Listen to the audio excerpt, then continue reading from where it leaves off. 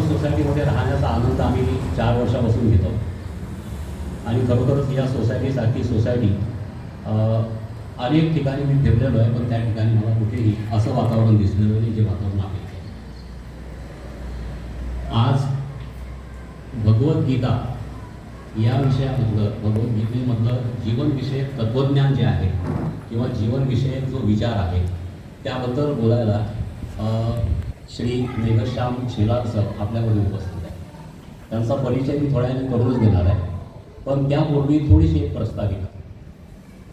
भगवद्गीताच का आणि ती कोणाकडून ऐकावी या 2 मुद्द्याबद्दल फक्त मी बोलेन. भगवद्गीताच फक्त याच्यासाठी की मंगलाचरणामध्ये किंवा गीतेचं महात्म्य सांगताना असं म्हटलं गेलेलं आहे, पार्थाय प्रतिबोधितां भगवता नारायणेन स्वयं. पार्थाला प्रतिबोध केलेला आहे, म्हणजे पार्थाला बोध दिला, याचा अर्थ पार्थाला ज्ञान दिलं. ज्ञान कशाचं दिलेलं आहे आणि कशासाठी दिलेलं आहे? जेव्हा पार्थ म्हणजे अर्जुन जेव्हा की कर्तव्य मूढ झाला होता, मला नेमकं काय करायचं आहे, मला कोणता निर्णय घ्यायचा आहे, ते जेव्हा त्याच्या लक्षात येत नव्हतं, बॅफल्ड होता इंग्लिश भाषेत जर सांगायचं तर, अशा वेळेला अर्जुनाने त्याला योग्य मार्ग जो आहे तो दाखवलेला आहे. आणि हे प्रसंग फक्त अर्जुनाच्याच आयुष्यात येतात असं नाही, आपल्या प्रत्येकाच्या आयुष्यात असे प्रसंग येतात. अर्जुनाच्या समोरचा प्रसंग हा होता की युद्धभूमीवर अर्जुन आहे आणि अर्जुनाला सगळे समोर नातेवाईक दिसतात आहेत. माझे सखे सोयरे साळे आहेत, गुरु आहेत, माझे भाऊ आहेत, माझे काका आहेत, भीष्माचार्यासारखे लोक आहेत. या सगळ्यांवर मी कसा वार करू, मी या सगळ्यांची कशी हत्या करू, असं अर्जुन गृहीत धरतो की जसं काही समोरचे जे कोणी आहेत विरोधक ते शांत राहणार आहेत आणि हत्या करण्याची जबाबदारी फक्त कोणावर आहे, अर्जुनावर आहे. असं नव्हतं ते. तिथे युद्धासाठी दोन्ही पार्टी आलेल्या होत्या आणि दोघे एकमेकांवर हत्यार उचलणार होते, परंतु अर्जुनाला त्यावेळेला निर्णय करता येत नव्हता. त्याची मती पूर्णपणे ग्रस्त झाली होती मोहानी, मोहाच्या मध्ये तो पूर्णपणे अडकलेला होता. मग अशा वेळेला भगवंतांनी त्याला ज्ञान दिले. मोहग्रस्त झालेल्या अर्जुनासारखे प्रसंग आपल्या आयुष्यात येतात आणि असं म्हटलं जाते की the problems of human life are problems of making correct decisions at correct time. योग्य वेळेला योग्य निर्णय न घेता येणं हा माणसाच्या आयुष्यातली सगळ्यात मोठी ही समस्या आहे. आणि मला योग्य वेळेला योग्य निर्णय का घेता येत नाही, कारण जेव्हा मी निर्णय घेण्याच्या विचारात असतो 2 गोष्टी करायच्या आहेत. घरामध्ये सुद्धा आता ही भाजी करायची की ती भाजी करायची, फ्लॅट विकत घेताना मी दवनमध्ये घ्यायचा आहे की तिकडे सॉंगबर्डमध्ये जाऊन घ्यायचा आहे, असे प्रसंग माझ्या आयुष्यामध्ये 100 येतात. पण योग्य निर्णय करताना माझं मन कधी कधी काम करत नाही, माझी बुद्धी कधी कधी काम करत नाही. मग असं का होत असते, तर त्याच्या मागे सायकोलॉजिकल कारण हे आहे, मानसिक कारण त्याचं हे आहे की मला सुचत नाही, कारण माझं मन त्यावेळेला पूर्णपणे काहीतरी कशाने तरी व्यापलेलं असते, दुविधेमध्ये असते आणि म्हणून मला निर्णय करता येत नाही. माझ्या मनावर त्याचा परिणाम होतो. तर मनावर परिणाम कशाचा होतो? माझ्या शरीरामध्ये विज्ञानाचे शिक्षक आहेत, त्यांना माहीत आहे की आपल्या शरीरामध्ये अंतःस्रावी ग्रंथी पिट्युटरी ग्लँड्स असतात आणि जेव्हा जेव्हा मी बॅफल्ड असतो तेव्हा त्या पिट्युटरी ग्लँड्स किंवा अंतःस्रावी ग्रंथी ज्या आहेत त्या योग्य पद्धतीने कामं करत नाहीत आणि त्याचा बॅलन्स चुकला, त्याचा इम्बॅलन्स झाला, असंतुलन झालं की त्याचा परिणाम सरळ सरळ माझ्या मनावर होतो. कुठेतरी अर्जुन सुद्धा जेव्हा तिथे समरांगणामध्ये उभा आहे तेव्हा त्याच्या पिट्युटरी ग्लँडमध्ये सुद्धा काहीतरी गडबड आहे, ज्याला आजकालच्या भाषेमध्ये थोडंसं गमतीच्या भाषेमध्ये केमिकल लोचा वगैरे असं काहीतरी म्हणतात. तसा काहीतरी झालेला असावा, पण भगवंतासारखा गुरु त्यांना त्यावेळेला मिळाला आणि भगवंतांनी त्यांना त्या मार्गातून बाहेर काढलं. आणि म्हणून न योत्स्य इति गोविंदम अध्याय 2 आणि श्लोक 9. 9व्या श्लोकामध्ये अर्जुन भगवंताला स्पष्ट सांगतो की न योत्स्य इति गोविंदम उक्त्वा तूष्णीम बभूव. मी नाही करणार युद्ध, मला युद्ध करायचं नाही, कारण सगळे समोर लोक माझेच आहेत, मी त्यांच्याशी लढाई करणार नाही. आता हे त्यांनी म्हटल्याबरोबर मग लक्षात आलं श्रीकृष्णाला की याची काहीतरी गडबड होते आणि म्हणून त्यांनी हळूहळू सांख्ययोग 2ऱ्या अध्यायामध्ये, 3ऱ्या अध्यायामध्ये कर्मयोग, 6व्या अध्यायामध्ये आत्मसंयम योग आणि 12व्या अध्यायामध्ये त्यांनी त्याला भक्तियोग सांगितला. हे सगळे सांगून सांगून त्यांनी बरोबर त्याला योग्य लाईनीवर आलं. आणि मग जेव्हा 18व्या अध्यायाची पूर्तता झाली तेव्हा अर्जुन आधी काय म्हणणारा, न योत्से इति गोविंदम, हे गोविंदा मी लढाई करणार नाही, मी युद्ध करणार नाही असं म्हणणारा अर्जुन 18व्या अध्यायामध्ये काय म्हणतो, नष्टो मोह स्मृतिर्लब्धा त्वत्प्रसादान मयाच्युत स्थितोस्मि गत संदेह करिष्ये वचनं तव. आता माझा मोह पूर्णपणे संपलेला आहे, माझ्या डोक्यातल्या सगळ्या शंका ज्या आहेत त्या दूर झालेल्या आहेत आणि म्हणून आता करिष्ये, आता मी तेच करणार आहे, वचनं तव, जे तुझं वचन आहे, जे तू मला करायला सांगतो तेच मी आता करणार आहे. म्हणजे हे ट्रान्सफॉर्मेशन आहे. हे ट्रान्सफॉर्मेशन जे आहे ते अर्जुनाच्या आयुष्यात आलेलं आहे. जो कोणी भगवंताच्या सान्निध्यामध्ये जाईल, श्रीकृष्णाच्या सान्निध्यामध्ये जो जाईल त्याचं आयुष्य ट्रान्सफॉर्म झाल्याशिवाय राहणार नाही. न योत्से इति गोविंदम असं म्हणणारा माझ्यासारखा एक सामान्य माणूस पुढे करिष्ये वचनं तव या श्रद्धेपर्यंत पोहोचल्याशिवाय राहणार नाही. पण त्याच्यासाठी त्याला आधार कोणाचा घ्यावा लागेल, भगवद्गीतेचा घ्यावा लागेल. आणि दुसरी गोष्ट त्याच ओळीमध्ये जी मी तुम्हाला सांगितलं होतं की पार्थाय प्रतिबोधितां भगवता नारायणेन स्वयं, पार्थाला सांगितलेली आहे पण कुणी सांगितली, नारायणेन स्वयं, प्रत्यक्ष नारायणाने सांगितलेलं, प्रत्यक्ष श्रीमुखातून भगवंताच्या मुखातून बाहेर निघालेले ते वचन आहे आणि म्हणून त्याचं महत्त्व खूप जास्त आहे. साधे आपली घरातले गुरु, आपले वडीलधारी लोक किंवा आपल्या समाजातले कोणी मोठे लोक जेव्हा आपल्याला 4 गोष्टी आपल्या हिताच्या समजून सांगतात त्यावेळेला आपण प्रभावित होऊन जातो. कधी कधी त्यांनी सांगितलेल्या गोष्टीमुळे आपलं आयुष्य पालटून जाते. परंतु माझं नुसतं हे आयुष्य पालटून मला चालणार नाही, मला आणखी माझ्या पुढच्या आयुष्याची सुद्धा काही व्यवस्था लावायची आहे. म्हणून मला मोठ्या गुरुची आवश्यकता आहे. आणि मला कोण पाहिजे मग, तर मला पाहिजे पार्थाय प्रतिबोधितां भगवता नारायणेन स्वयं. मला नारायणाने स्वतः त्याच्या मुखाने जे काही सांगितलेलं आहे ते मला ऐकलं पाहिजे, ते मला वाचलं पाहिजे. पण आपण थोडेसे सामान्य लोक आहोत, आपण आपल्या आपल्या संसारात आहोत, आपण आपल्या कामामध्ये आहोत, बिझी आहोत, व्यस्त आहोत, प्रत्येकाला आपापले ताणतणाव आहे. पण अशा वेळेला भगवंतांनी सांगितलेला सांख्ययोग सुद्धा आम्हाला पटकन आचरणात आणता येण्यासारखा नाही. त्यांनी सांगितलेला कर्मयोग सुद्धा आम्हाला पटकन आचरणात आणण्यासारखा नाही. भक्तियोग सुद्धा जप करायला बसल्याबरोबर मन 10 ठिकाणी जाते. चव्हाण काका फक्त असं आहे की जे रोज सकाळी 5 वाजता बरोबर ध्यानाला बसतात आणि त्यांचं ध्यान न चुकता चालू असते.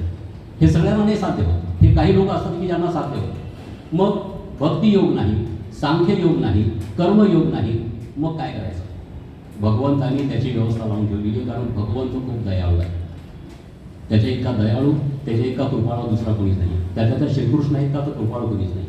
त्यांनी व्यवस्था लावून दिलेली आहे. काय म्हणतात भगवंत 13व्या अध्यायामध्ये म्हणतात, अन्ये ते बी जानंत श्रुत्वा नेभ्य उपासते ते विचारी तरंते व मृत्युम श्रुतिपरायणा. अन्ये त्वेव जानंत, ठीक आहे तुम्हाला सांख्ययोग नाही येत ना. अन्ये म्हणजे असे अन्य लोक आपल्यासारखे, त्वेव अजानंत, अजानंत म्हणजे जाणत नाहीत, ज्यांना माहिती नाही. काय नाही माहीत? त्यांना सांख्ययोग माहीत नाही, त्यांना कर्मयोग आचरणात आणता येत नाही, त्यांना भक्तियोगाचा सुद्धा मार्ग बरोबर घेता येत नाही. असे लोक जे आहेत, अन्ये त्वेव जानंत श्रुत्वा नेभ्य. आता हा शब्द फार महत्त्वाचा आहे. श्रुत्वा ऐकून, श्रुत्वा म्हणजे श्रवण करून, ऐकून. अन्येभ्य, अन्येभ्य म्हणजे कोणाचं ऐकून? आलत्या सलत्याचं ऐकायचं नाही, भलत्या सलत्या माणसाचं ऐकायचं नाही, कोणाचंही पण ऐकायचं नाही, कोणाचं ऐकायचं नाही. श्रुत्वा अन्येभ्य, अन्येभ्य याचा शंकराचार्यांनी व्याख्या केलेली आहे. अन्येभ्यः आचार्येभ्यः. अन्य म्हणजे कोणाचं ऐकायचं? जो आचार्य आहे, जो त्यातला तज्ज्ञ आहे, जो त्यातला ज्ञानी आहे, अशा माणसाचंच ऐकायचं. आणि त्याचं ऐकूनच जो आहे तो आपण आपल्या जीवनाचा मार्ग ठरवायचा. आज आपल्या सुदैवाने आपल्याला ते अन्येभ्य आणि आचार्येभ्य लाभलेले आहे. आणि ते कोण आहे? शिलासर. आचार्येभ्य त्याचा अर्थ ज्ञानी माणूस, ज्याला त्या विषयाचं ज्ञान आहे, ज्यांनी त्या विषयावर खूप सखोल चिंतन केलेलं आहे. अशा व्यक्तीकडूनच ती गोष्ट जर आपण ऐकली तर ती आपल्या नक्कीच हिताची असणार आहे.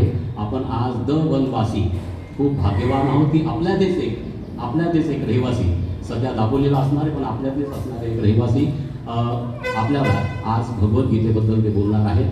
आणि त्यामुळे एक फक्त आणखी सांगतो, गीता गंगोदकम पीत्वा पुनर्जन्म न विद्यते. गंगा स्नान आपण करून येतो त्यावेळेला काय भावना असते आपली, की माझे आतापर्यंत केलेले जे काही पाप आहेत ते सगळे संपलेले, माझ्या मनाचा सगळा मळ निघून गेलेला आहे, माझ्या शरीरामध्ये जे काही चुकून माझ्या हातून पाप झाला असेल ते माझं पाप संपलेलं आहे, परंतु ते झालं गंगोदक. पण इथे काय म्हटलेलं आहे, गीता गंगोदकम पीत्वा. जर तुम्ही गीता नावाचं गंगोदक जर प्राशन केलं, जर ते गंगोदक जर तुम्ही प्यायला, तर पुनर्जन्म न विद्यते. मग पुन्हा या जन्म मरण्याच्या फेऱ्यातून पूर्णपणे तुमची मुक्तता झाल्याशिवाय राहणार. आपल्याला पुन्हा पुन्हा, ठीक आहे, त्या येरझरा म्हटलेलं आहे आपल्या संतांनी त्याला, या येरझरामधून आपण पूर्णपणे मुक्त होऊन जाऊ, अशा प्रकारे आपल्याला त्याचं महात्म्य सांगितलं गेलेलं आहे. आता शेलार सर जे आहेत त्यांचा मी एक थोडक्यात परिचय करून देतो. त्यांना परिचयाची तशी आवश्यकता नाही, याचं कारण असं आहे की त्यांना आपण सगळेजण आपापल्या परीने ओळखतो. फक्त त्यांचं वास्तव्य दापोलीमध्ये जास्त असल्यामुळे ते थोडेसे इथे कधी असतात कधी नसतात. याचं कारण त्यांना 2 बाळांचं आकर्षण आहे. एक बाळ आहे मृणाली, जी इथे असते, त्याच्या आकर्षणाने ते इथे येतात. पण इथे आल्यानंतर त्यांना तिकडचे त्यांनीच त्यांच्या शेतामध्ये लावून ठेवलेले काही बाळं आहेत, त्यांना जोपासायचे, त्यांना मोठं करायचं, ते पण आकर्षण आहे. त्याच्यामुळे कधी तिकडे कधी इकडे असे ते असतात. म्हणून आपल्याला त्यांचं सान्निध्य जरी कमी लाभत असलं तरीसुद्धा ते जेव्हा जेव्हा येतात तेव्हा तेव्हा आपल्या सगळ्यांच्या संपर्कात ते असतात. शेलार सर यांनी BSc, B.Ed आणि DSL पर्यंत आपलं शिक्षण पूर्ण केलं आणि त्यानंतर त्यांनी दाभोळच्या लोकमान्य टिळक विद्यालयामध्ये जवळपास 33 वर्ष विज्ञान आणि गणित या 2 आपल्याला अवघड वाटणाऱ्या विषयाचं अध्यापन केलेलं आहे.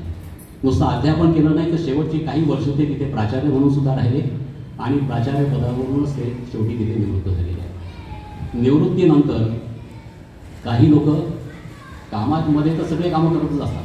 त्यांनीसुद्धा हा सगळा त्यांचा कार्यकाळ सुरू असताना 10व्या वर्गाचं मूल्यमापन, बोर्डाच्या परीक्षेचं मूल्यमापन केलेलं आहे, मॉडरेशन केलेलं आहे, व्हॅल्युएशन आणि मॉडरेशन ज्याला आपण म्हणतो ते केलेलं आहे. आणि एवढंच नाही तर ते केवळ विद्यार्थ्यांची लोकप्रिय विद्यार्थी तिथे शिक्षकच राहिलेले नाही, तर त्यांनी शिक्षकांचे शिक्षक म्हणून सुद्धा काम केलेलं आहे, ज्याला आम्ही रिसोर्स पर्सन म्हणतो. रिसोर्स पर्सन याचा अर्थ असा की वरून काही जर अभ्यासक्रमामध्ये बदल झाले तर ते बदल शिक्षकांना समजावून सांगणे, शिक्षकांना त्या बदलाबद्दल प्रशिक्षित करणे, हे कामसुद्धा त्यांनी रिसोर्स पर्सन म्हणून अनेक वर्ष केलेलं आहे. आणि नंतर अध्यात्माकडे त्यांचा खूप कल आहे. अंधश्रद्धा निर्मूलनासाठी सुद्धा त्यांनी काम केलेलं आहे. पण मला या बाबतीत एक सांगायला आवडेल की अंधश्रद्धा निर्मूलन करताना आजकाल काही लोक आपल्याला दिसतात की ते अंधश्रद्धा आणि श्रद्धा याच्यामधली जी एक थीन लाईन आहे, ही जी बारीक लाईन आहे, ठीक आहे, ती त्यांना दिसत नाही. त्याच्यामुळे तुमच्या अंधश्रद्धांना नाकारता नाकारता ते तुमच्या श्रद्धा नाकारतात, ते तुमच्या देवाचं अस्तित्व नाकारायला तयार होतात, ते तुमच्या भगवंताचं, तुमच्या संस्कृतीचं, सगळ्याचंच अस्तित्व नाकारायला तयार होतात. आणि म्हणून सरांचं काम तसं नाही आहे. त्यांनी अंधश्रद्धा विज्ञानाच्या आधारे सोडवण्याचा प्रयत्न केलेला आहे, भगवंताला नाकारून नाही. कारण भगवंताला नाकारून ते असते तर आज भगवद्गीतेवर इथे बोलायला आपल्यासोबत ते नसते. आणि त्याच्यामुळे तेही काम त्यांनी केलेलं आहे. सध्या त्यांचं उपनिषद वेद या विषयावरचं सखोल अध्ययन सुरू आहे. त्यातला ऋग्वेद जो आहे तो त्यांचा वाचून आणि अभ्यास करून पूर्ण झालेला आहे. एखाद्या वेळेला भविष्यात संधी मिळाली तर ऋग्वेदाबद्दल सुद्धा आपण त्यांचे विचार आपण ऐकू. असे एक सर्वपरी सगळ्या पद्धतीने योग्य अशी व्यक्ती आज आपल्याला भगवद्गीतेबद्दल बोलायला मिळालेली आहे. आणि म्हणून आज त्यांचं आपण टाळ्या वाजवून स्वागत करूच, परंतु त्यांचं टोकन त्या स्वरूपाने आपण त्यांचं स्वागत करू. मी सगळ्यात पहिले आपल्या सोसायटीचे चेअरमन श्री मंगेश चव्हाण यांना मी विनंती करतो की त्यांनी समोर यावं आणि शेलार सरांचा सत्कार करावा.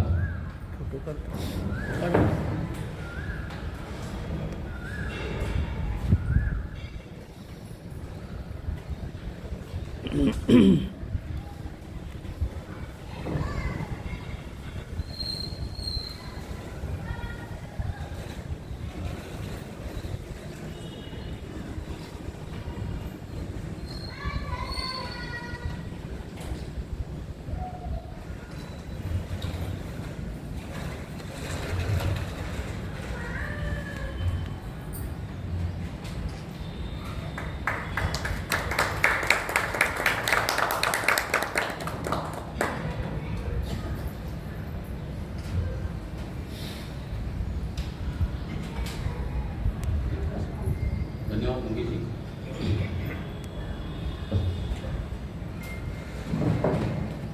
आपल्याच सोसायटीने श्री गोखले सर आजच्या कार्यक्रमाच्या अध्यक्षस्थानी असणार आहेत. त्यांचंही स्वागत आपण करूया.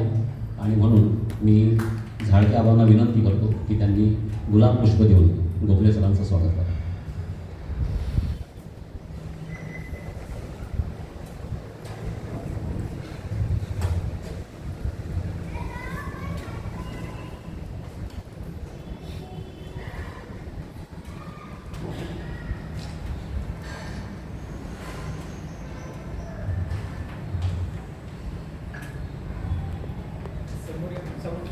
मला हजेरी का हां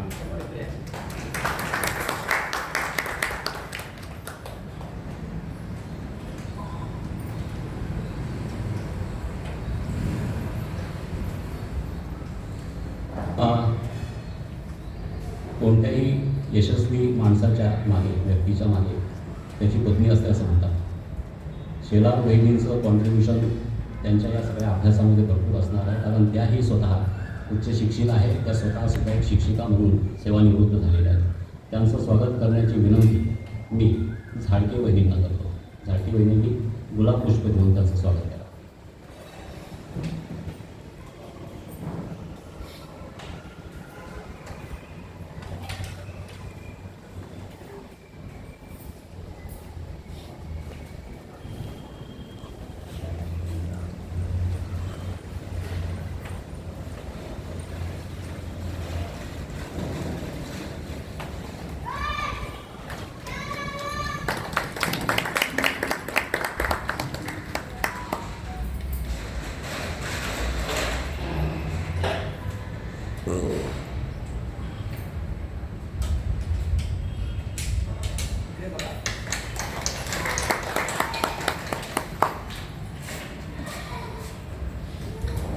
आमचे काही ज्येष्ठ नागरिक फक्त कार्यक्रम उचलून कसा करायचा असतो, कोणत्याही कार्यक्रमाची कल्पना जर त्यांच्यासमोर फक्त मांडली जात तर ताबडतोब सगळेजण सगळ्या पद्धतीने खुर्च्या उचलण्यापासून ते सतरंजा टाकण्यापर्यंत कोणत्याच कामामध्ये कोणीच मागे पुढे टाकत. असेही आमचे जे काही आहेत ज्येष्ठ नागरिक, त्यांचा सुद्धा थोडासा सत्कार इथे व्हावा अशी माझी इच्छा आहे. सर्वात पहिले तर आमचे पदाधिकारी जे आहेत त्यांचा सत्कार करण्याची मी विनंती करतो. श्री मंगेश चव्हाण सर यांचं स्वागत आटपाळकर सर करतील अशी मी विनंती करतो. गुलाब पुष्प देऊन.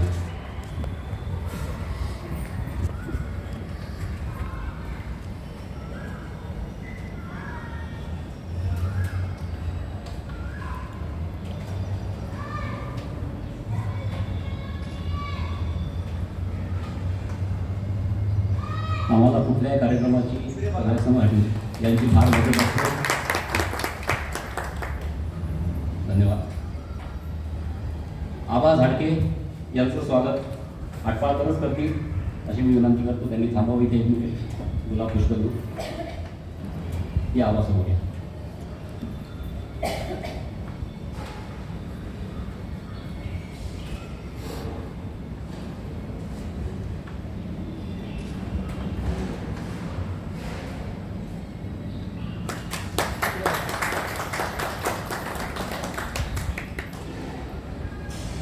श्री चव्हाण काका यांचं स्वागत श्री राऊत सर करतील अशी मी त्यांना विनंती.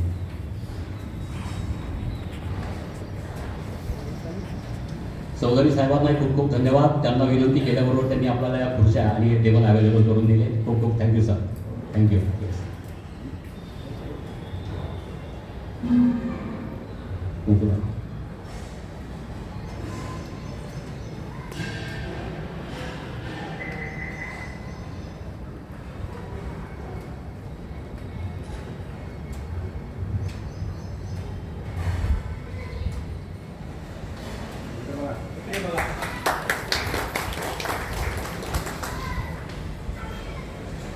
श्री आष्टेकर साहेब यांचं स्वागत श्री वाघ सर करतील अशी विनंती.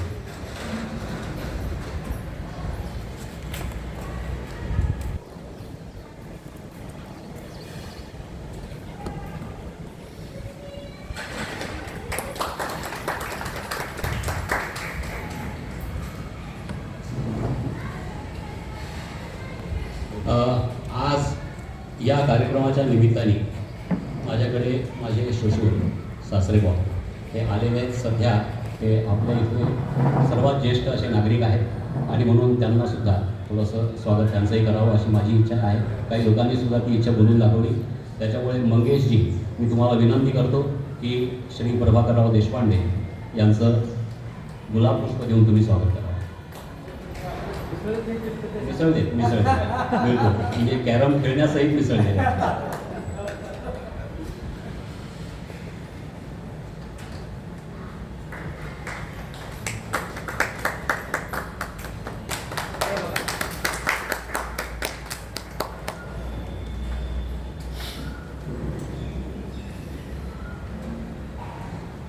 श्री नाना शेळगे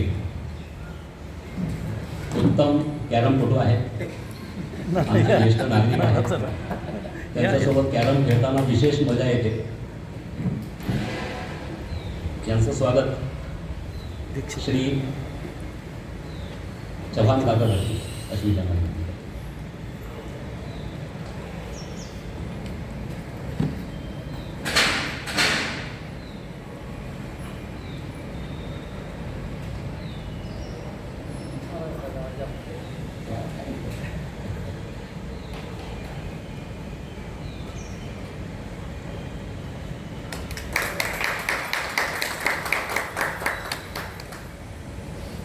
श्री राजेश सरांची सुद्धा बाहेर यावं.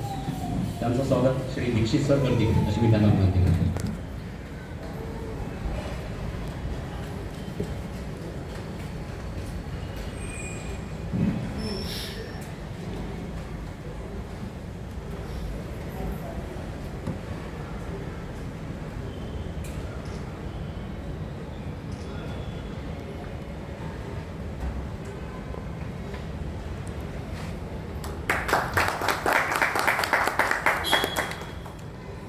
दीक्षित साहेबांनी थांबावं आणि दीक्षित साहेबांचं स्वागत करण्याला मी आटपाळकर साहेबांना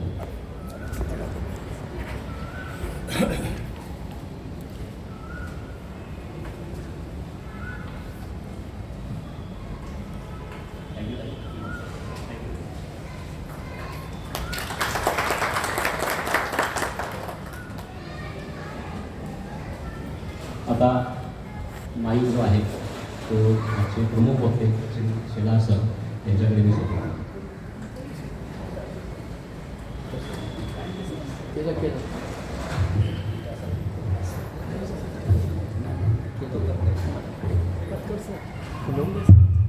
हां हां करा करा करा. एक मिनिट काका, एक मिनिट काका.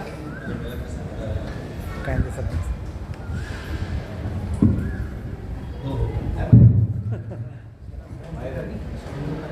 कायदे सरांचं मंगेश काकांना सांगतो मंगेश काका त्यांचं कायदे सरांचं. कायदे सरांनी सर्वांचे सत्कार केले पण सूत्रसंचालन करणाऱ्याचा सत्कार राहिला असं नको व्हायला. आणि आपल्या सगळ्या ज्येष्ठांपैकी कोणाला आवडणार नाही. तेव्हा चव्हाण काका आणि मंगेशचे ह्या दोघांच्या हस्ते म्हणजे तसं म्हटलं तर पुत्र आणि पिता पण आपले ज्येष्ठ नागरिकातले ज्येष्ठ आणि सोसायटीचे अध्यक्ष अशा दोघांनी मिळून कायदे सरांचा सत्कार करावा अशी मी त्यांना विनंती करतो.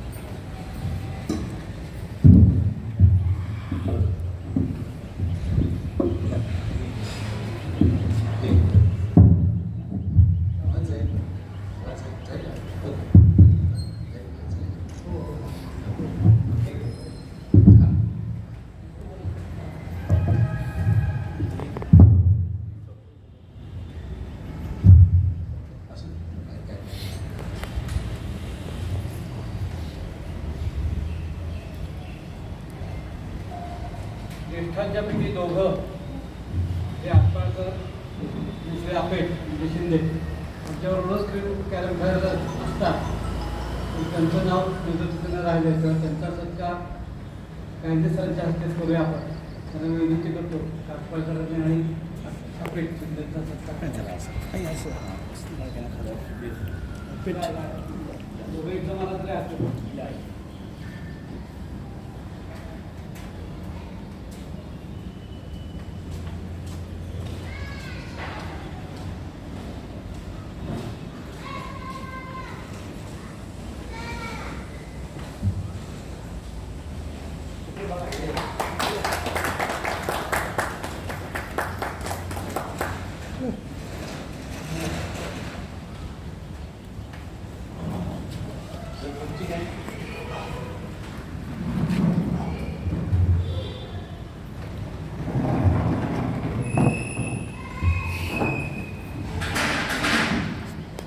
गीता गंगोदकम गीतवा पुनर्जन्मन विद्यते.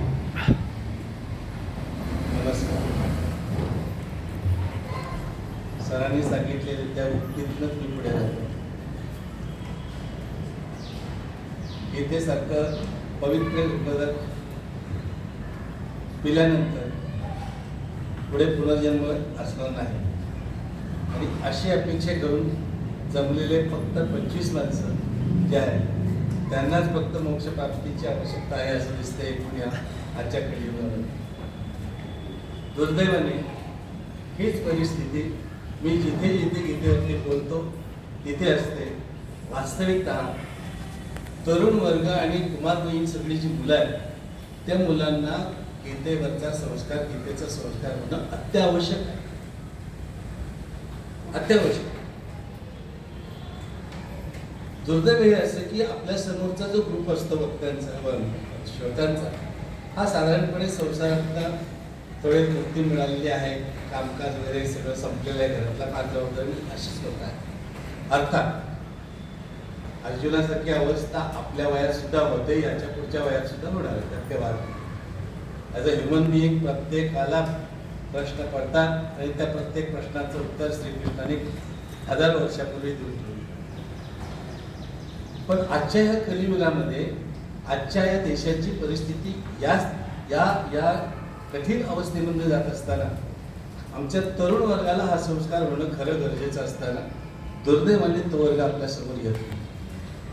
आणि म्हणून म्हटलं की गीता रूपी गंगोदक जे आहे त्याची खरी हे जे आहे आवश्यकता ती त्या वर्गाला सुद्धा आहे. समाजाचा समज असा झाला की अध्यात्म वगैरे हे विषय येत नाही. हे विषय सगळे संसारातनं परावृत्त झालेली जी माणसं आहेत त्यांच्यासाठीच असतं असं आहे. काहीतरी गैरसमज झाले. दुर्दैवाने तसं नाही. एक साधं उदाहरण आपण बघूया. परवाचे आपलं कल्याणी नगरला जे रिटायरमेंटचं प्रकरण झालं, त्या मुलाला थोडासा जरी संस्कार असता यातला तर तो संयम शिकला असता. थोडासा संस्कार असता तर त्याला भूतदया किंवा मानव दया किंवा लोकांच्यावरती आपण अन्याय करतोय हे त्याच्या डोक्याचं असतं तर त्याने ते रिटर्नल प्रकरणावर तो अडकलं नसतं. समाजामध्ये आज आपल्या तरुण मुलांची समज असो त्याकडे जास्त वेळ जात पण खूप वेळ पुढे गेलेला आहे. श्रीमद भगवद्गीता हा जगाला मार्गदर्शन करणारा, प्रत्येक माणसाच्या आयुष्यामध्ये पडणाऱ्या प्रश्नाला उत्तर देणारा असा ग्रंथ आहे.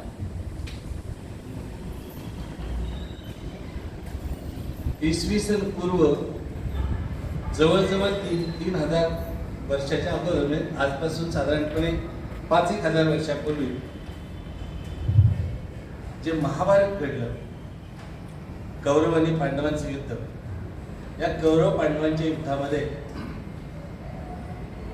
जे व्यासमुनींनी सांगितलं आणि श्री गणेश बाल गणेशांनी ते लिहून ठेवलं असं हे महाभारत. आता महाभारत हे नाव सुद्धा या देशाच्या नावावरूनच आहे बरं का. पूर्वी महाभारताचं नाव भारत असंच होतं.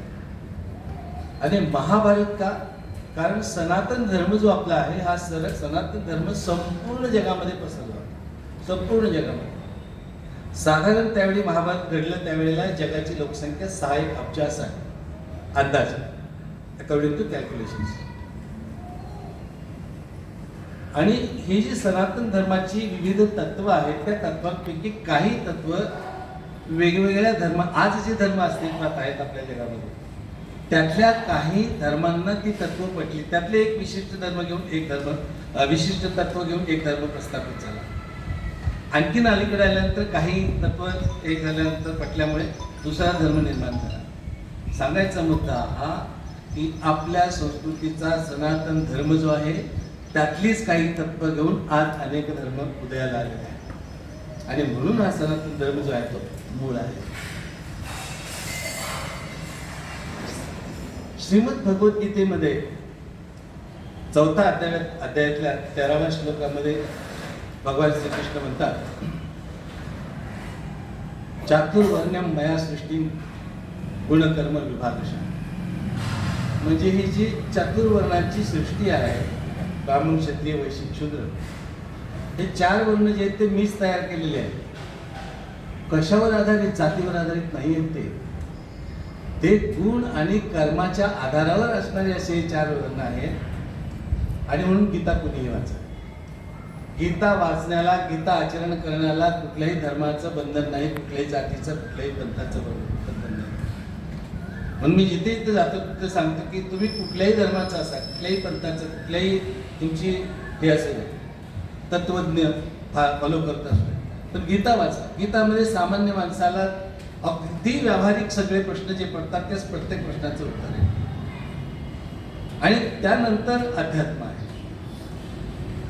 आपण जो आत्ता विचार करणार आहोत या वेळेमध्ये त्याच्यामध्ये थोडं महाभारताकडे जावंच लागेल कारण इथनं उगम झाला या गीतेचा. त्या महाभारताकडे थोडंसं जायला पाहिजे.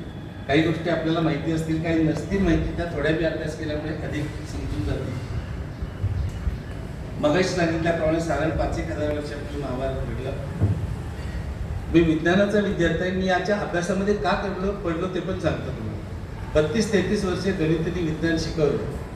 विज्ञान शिकवणाऱ्या प्रत्येक शिक्षकाचा वैज्ञानिक दृष्टिकोन जो असतो तो असा असतो की त्याला कुठला तरी पुरावा दिसल्याशिवाय तो शक्यतो विश्वास ठेवत नाही. तो ग्रंथप्रामाण्य किंवा व्यक्तिप्रामाण्य मानत नाही. ग्रंथप्रामाण्य म्हणजे पुस्तकात लिहिलंय म्हणून समजून घेतो किंवा व्यक्तिप्रामाण्य म्हणजे एखादी व्यक्ती सांगते म्हणून ते प्रमाण मानतोय असं नाही.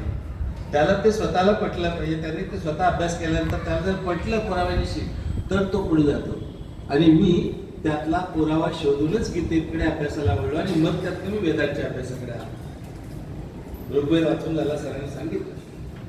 हो ऋग्वेदामध्ये किंवा ही आपली सगळी जी वेद संस्कृती आहे याच्यामध्ये प्रचंड विज्ञान आहे आणि काय नाही आहे सगळं आहे. सगळं आजचं जे विज्ञान आहे ते बऱ्याच अंशी वेदामध्ये आहे. गणितामधली इन्फिनिटी ही नावाची जी एक संज्ञा आपल्यापैकी गणित म्हणजे गणिताचा कोणी अभ्यास केला असेल किंवा प्राथमिक आपल्याला माहिती असेल तर फक्त सांगतं इन्फायनाईट किंवा इन्फिनिटी हा अनंत या शब्दाचा इंग्रजी शब्द आहे. तो आत्ता अस्तित्वात आला साधारणपणे 19व्या शतकाच्या सुरुवातीला. इन्फिनिटी संकल्पना गणितामध्ये आली एका गणितज्ञाने. सर आपले जे उपनिषद आहे त्या उपनिषदामधला पहिलाच हे आहे श्लोक आहे. त्या श्लोकाचा अर्थ सांगतो. त्या श्लोकाचा अर्थ असा आहे हे जे ब्रह्मांड आहे हे ब्रह्मांड पूर्ण आहे. आतून बाहेरून पूर्ण आहे. त्या ब्रह्मांडामध्ये या पूर्णामध्ये पूर्ण मिळवलं की पूर्णच मिळतं. पूर्णातनं पूर्ण वजा केलं तरी पूर्णच मिळतं. हेच अनंत आहे. हे कधी सांगितलंय? हजारो वर्षापूर्वी सांगितलंय. त्याला आपण काय नाव दिलं आता? अनंत. गणितामधली अनंत ही संकल्पना किंवा इन्फायनाईट नावाचे चिन्ह आहे असं ते चिन्ह आपण दिलं. गणित त्यावेळेला प्रगत. वेदांमध्ये सर्व ज्ञान आहे. साहित्य आहे, सांस्कृतिक ज्ञान आहे, रचनाशास्त्र आहे, रसायनशास्त्र आहे, वनस्पतीशास्त्र आहे, सगळी शास्त्र याच्यामध्ये आहे. आणि हे एवढं सगळं विपुल साहित्य आपल्याकडे होतं. नालंदा विद्यापीठ नाव ऐकून माहिती असेल, कधी शिकताना ऐकलं असेल. ते नालंदा विद्यापीठ ज्या एका आक्रमकाने मुस्लिम आक्रमकाने जाळलं त्यावेळेला किती ग्रंथ जळले असतील? 9 दशलक्ष म्हणजे 90 लाख ग्रंथ जळत होते. 6 महिने जळत होते. मी नेहमी करंटे हा शब्द आपल्या सगळ्यांच्या बाबतीमध्ये वापरतो. त्याचं कारण असं की आपण करंटे इतके आहोत की कुणालाही असं वाटलं नाही की त्यातलं काही थोडे वाचवावं. त्यावेळेला 4,000 ते 5,000 विद्यार्थी तिथं त्या नालंदा विद्यापीठामध्ये राहून अभ्यास करत होते. त्यातल्या 4-2 मुलांनी त्या थोडंफार जेवढं आपल्याजवळ मिळते तेवढं घेऊन पळालं, त्यामुळे तेवढं शाबत राहिलं, बाकी काही शिल्लक नाही. आणि काय गंमत आहे, ज्याने हल्ला केला होता, ज्याने तिथं ते जाळलं, त्या माणसाचं नाव त्या शहराला आहे. त्या शहराचं नाव आहे बख्तियारपूर. बख्तियार खिलजी नावाचा तो मनुष्य. अजून आम्हाला लाज नाही वाटत त्या गोष्टीची. आणि आमच्यासारखी म्हातारी वयातली माणसंही आता या अभ्यासामध्ये पडली. तो तरुण मुलांनी कधी करायचं?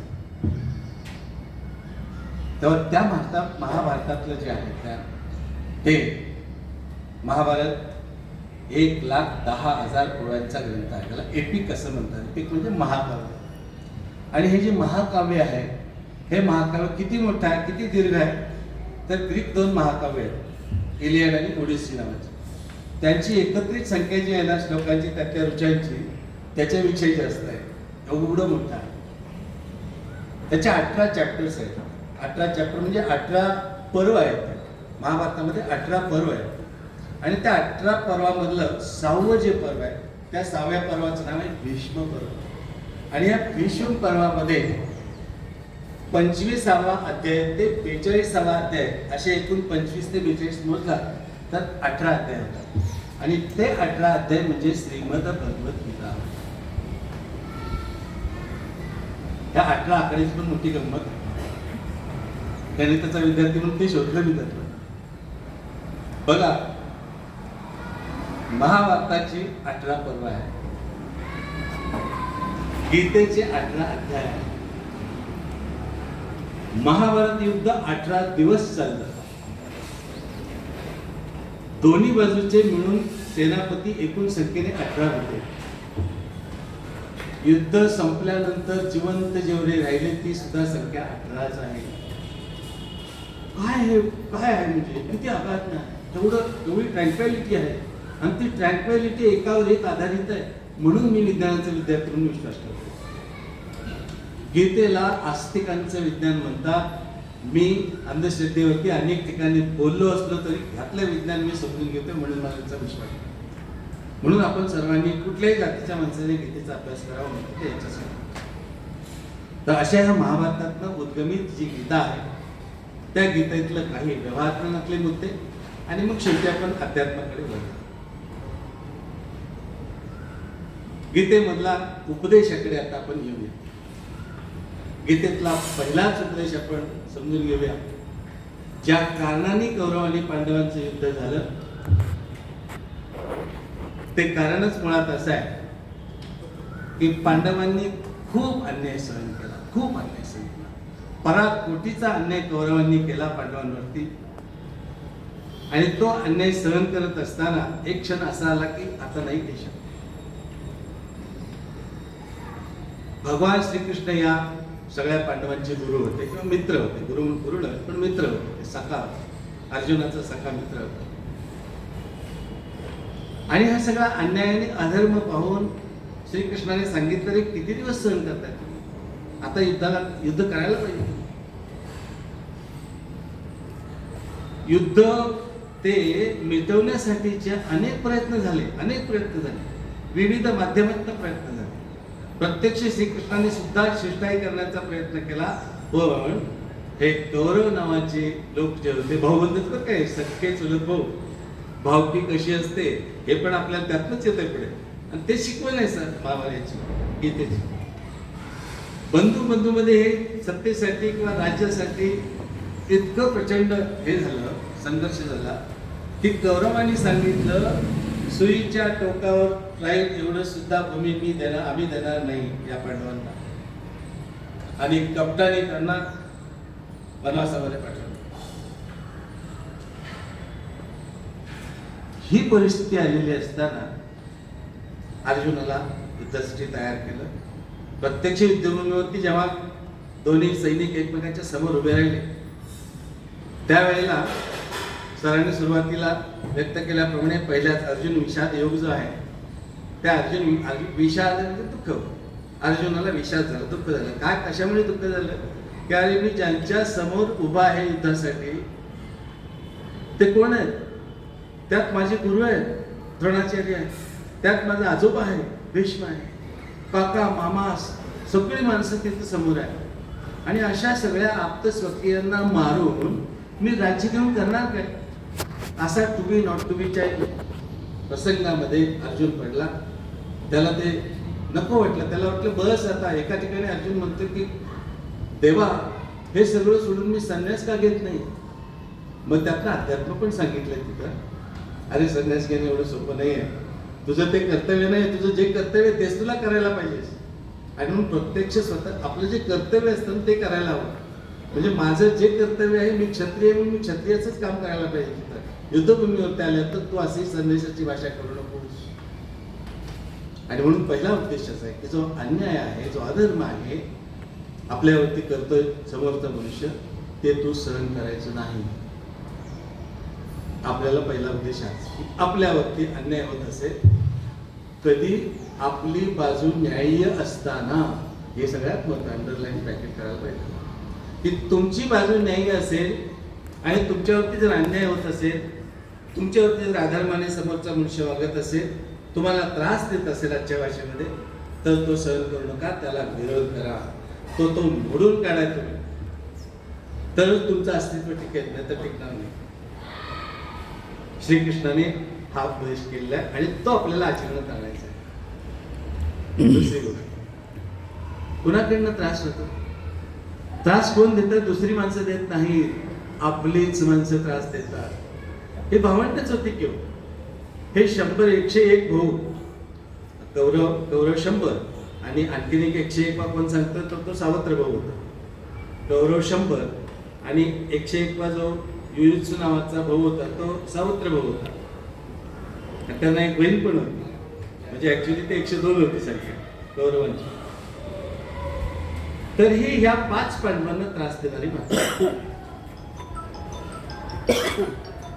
भयानक त्रास त्यांनी देण्याचा प्रयत्न केला, त्यांना मारण्याचा प्रयत्न केला.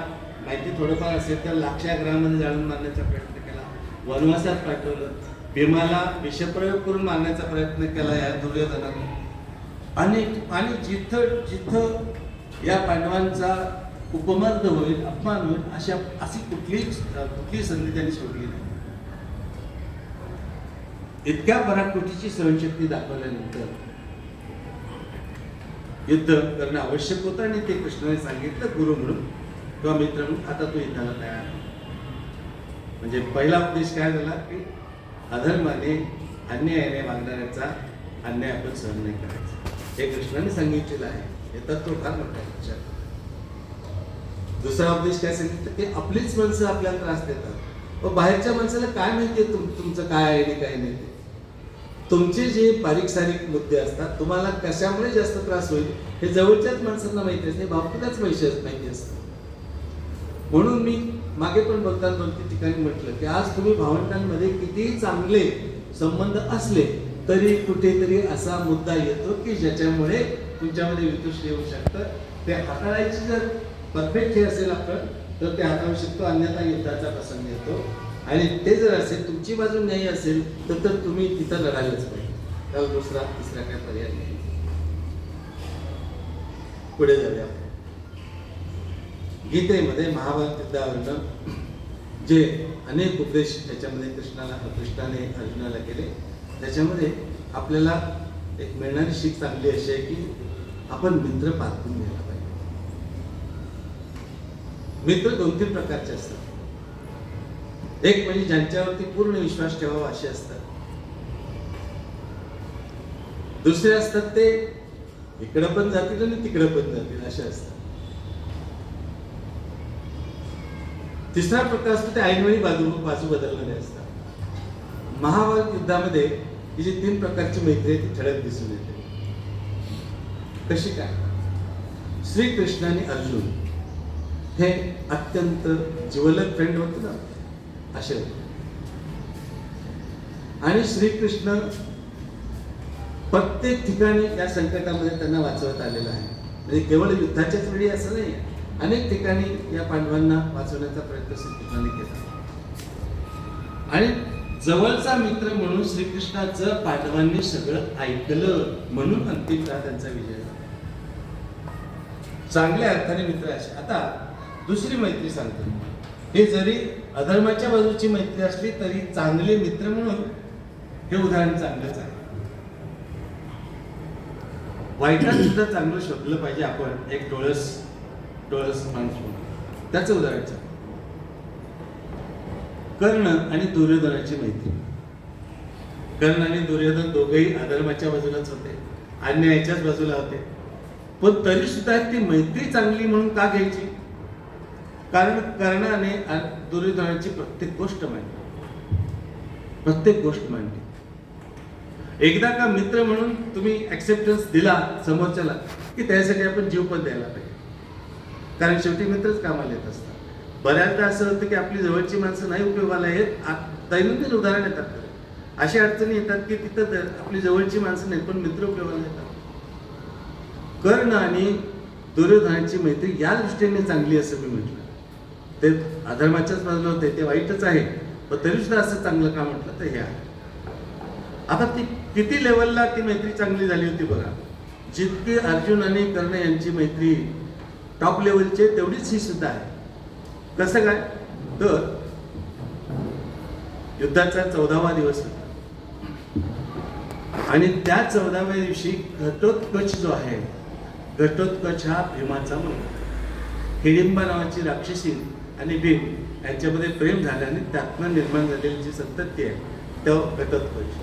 अतिशय दुप्पाड असं राक्षसी शरीर, राक्षसीचे सगळं बाकीचं आणि शरीर मानवी, अतिशय ताकदवर अशी ती व्यक्तिरेखा होती.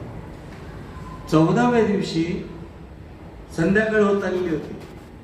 त्या पण युद्धाचे नियम होते बरं का. संध्याकाळसाठी विशिष्ट वेळी युद्ध बंद करायचं, दोन्ही पार्टीने एकमेकांशी बसायचं, बोलायचं. खूप चांगले नियम त्याच्यामध्ये पण होते, पण तो विषय वेगळा आहे. तर घटोत्कच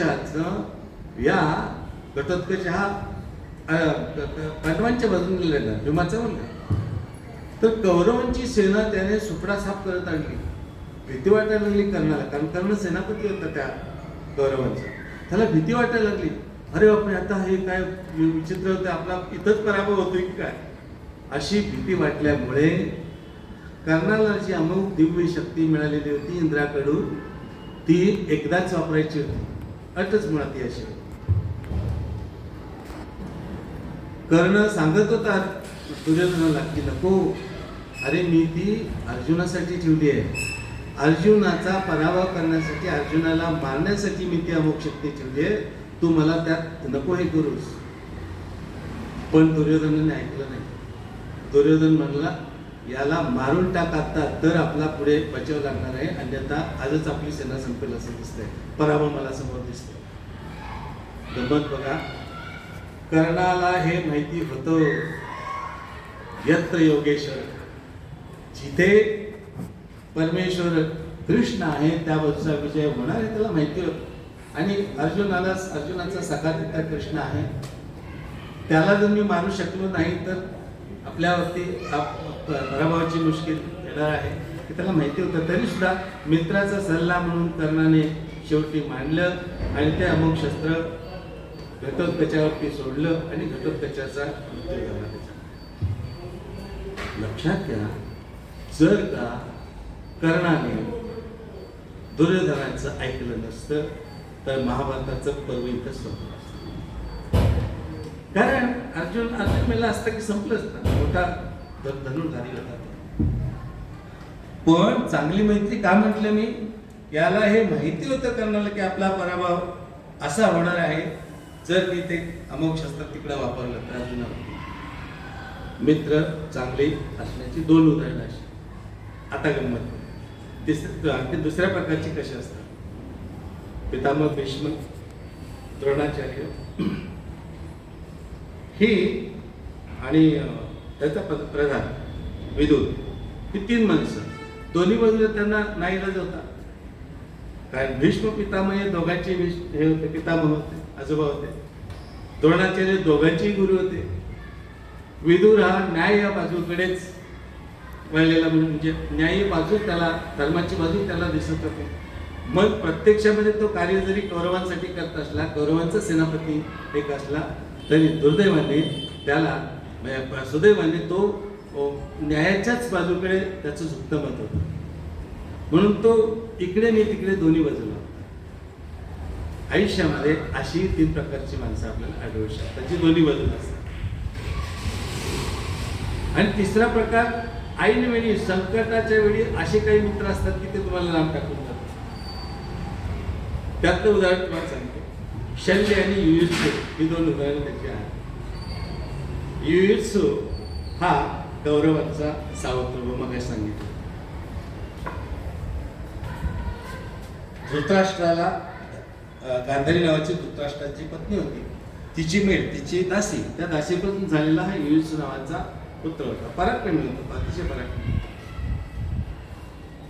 पण तो न्याय बाजूला असायचा. जरी तो कौरवांकडे असला तरी न्याय बाजूला होता. जेव्हा युद्ध सुरू होणार होतं त्यावेळेला पांडवांचा सेनापती, पांडवांचा जो प्रमुख होता युधिष्ठिर धर्म, त्याने जेव्हा युद्धाच्या सुरुवातीला एक घोषणा केली की बघा, हे युद्ध धर्म आणि अधर्माचं आहे. ज्या कोणाला बाजू बदलायचे असेल तर आत्ताच बदला.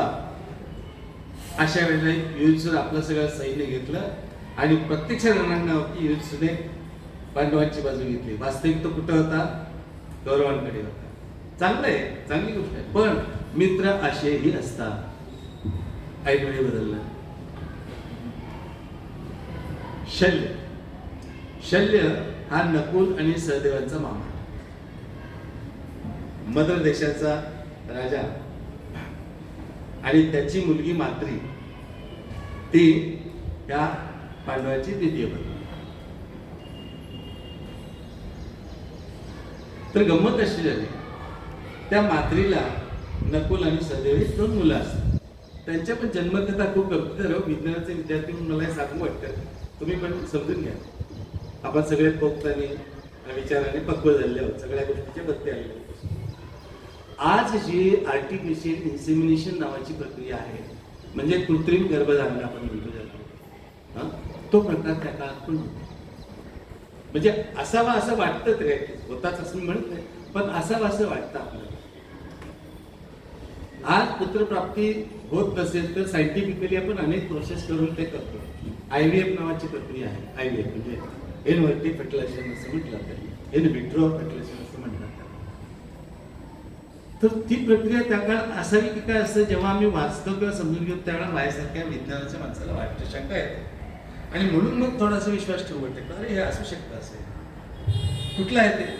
तर बघा, कौरवांना, कौरव हे संख्येनं 100 होते, 100 कौरव होते. आता आपल्याला साहजिकच आजच्या युगामध्ये शंका अशी येऊ शकते, अरे 100 मुलं कशी होतील एखाद्या स्त्रीला, असं वाटतं ना आपल्याला. 100 मुलं नाही होऊ शकत. पण अशा प्रकारची गर्भधारणा जी आज आपण सायंटिफिकली, मगाशी मी तुम्हाला शब्द सांगितला, IVF आहे, IVI आहे, या वेगळ्या वेगळ्या प्रक्रिया आहेत त्या, म्हणजे कृत्रिम गर्भधारणाची. ती त्या काळामध्ये गमतीचा भाग असा, गांधारीला गर्भधारणा झाली आणि तो गर्भ 2 वर्ष पोटामध्ये राहिला. भीती वाटली तिला, काय करावं. तर ह्या सगळ्या दोन्ही बाजूचे गुरु होते व्यास म्हणून, त्या व्यासांना तिने विचारले आता काय करू. तिने व्यासाने गर्भपात करायला सांगितलं आणि तो जो गर्भ आहे तो गर्भ एका कुंडामध्ये ठेव असं सांगितलं. बघा गंमत आहे, ऐका, समजून घ्या. एक विज्ञान म्हणून मी सांगतो, बाकीचा भाग त्यातला सोडून द्या. यात आश्चर्य वगैरे काही नाही, हे जे घडलं ते आहे. आणि ते कुंडामध्ये ठेव म्हणून सांगितलं, त्याच्यामध्ये साजूक तूप हा. नंतर त्याने एक मंत्र दिला, तो मंत्र त्याच्यावरती मंत्रोच्चार केला आणि त्या मंत्रोच्चाराने त्याचे 100 तुकडे, सॉरी 101 तुकडे, त्यातली एक मुलगी जन्मात आली. ते वेगवेगळ्या 101 कुंडांमध्ये ते ठेवले. अशा रीतीने 100 कौरव हे झाले मुलगे आणि एक मुलगी. मला सांगा, आपल्याला आता वाटणार आहे असं होऊ शकतं? का होऊ शकणार नाही सांगा? आज आपल्याला कृत्रिम गर्भधारणा म्हणजे टेस्टी बेबी वगैरे आलंच की सगळं. स्त्रीच्या शरीराबाहेर गर्भ काढून त्याचं इन्सेमिनेशन करून फर्टिलाइज करून बाहेर जर मुली जन्माला येत असेल तर त्या काळामध्ये हे जन्म काय चुकीचे आहेत असणार नाही. म्हणजे विश्वास बसतो की नाही. आणि म्हणून माझ्यासारख्या विद्यार्थी विज्ञानाचा इकडे असाही होतो या गोष्टी. म्हणून मग मी ते हे जेव्हा समजून घेतो त्यावेळेला लक्षात आलं की म्हणजे अरे आपल्याला ह्याच्यापेक्षा अधिक समजून घ्यायचं असेल तर वेदांचा पण अभ्यास करा. ते फार किचकट आहे. ते खूप शांत लोकांनी समजून घेतलं तर तुम्ही ऋग्वेद जर वाचायला घेतलात ना तर त्याच्यामध्ये संस्कृत ऋचाच आहेत, सगळ्या ऋचा आहेत. त्यात आणखीन एक गंमत म्हणून आठवली सांगतो सर. ऋग्वेदामध्ये जवळजवळ 390 ऋषींनी लिहिलेल्या ऋचा आहेत. त्यातल्या 30 स्त्री आहेत. 30. बरं हे सगळे जे होते ना ऋषी होते ज्यांनी ऋचा लिहिल्या, ऋग्वेद ऋग ऋचा त्याचा शब्द आहे पुढे. तर तो ऋग्वेद जो आहे तो ऋग्वेद त्या काळामध्ये आजची जाती व्यवस्था आहे अशी अजिबात नव्हती. हे ठळक समजून घ्या. हे आपल्याला असं काय वाटतं की इतर समाजातल्या माणसांना असं वाटतं अरे सगळं ब्राह्मणांचं साहित्य आहे, कशाला आपल्याला बघायचं, काय गरज यायची. असं नाहीये, असं नाहीये. ह्या सगळ्या ऋचा हे 390 मध्ये मी तुम्हाला सांगितलं की 30 स्त्रिया होत्या. त्यात अनेक आज ज्यांना आपण ब्राह्मण म्हणतो त्या जातीशिवाय वेगळ्या जातीच्या लोकांनी पण लिहिलेल्या आहेत. जाती व्यवस्था त्यावेळी नव्हती. याची कितीतरी उदाहरणं मला सांगितलं, कितीतरी उदाहरणं. प्रत्यक्ष व्यास मुनींचा जन्म, एखादी खुर्ची घरी कमी असेल, त्याच्यानंतर पुढच्या पिढ्या ज्या निर्माण झाल्या सगळ्या त्याच्यामध्ये कुठेही जाती व्यवस्था नाही. जाती व्यवस्था ही साधारणपणे 1000-1200 वर्षाच्या अलीकडे आलेली. मग मी तुम्हाला सांगितलं की ऋग्वेदाच्या ऋचा लिहिण्यामध्ये 30 स्त्रिया पण आहेत. याचा अर्थ त्या काळामध्ये स्त्रियांना अधिकार नव्हते असं नव्हतं. अहो त्या काळामध्ये वाल्या कोळी होता. वाल्या कोळीचा वाल्मिकी ऋषी झाला. हे जर असेल तर ब्राह्मणांनी फक्त साहित्य निर्माण केलं असं पाहिजे कशाला म्हणायचं.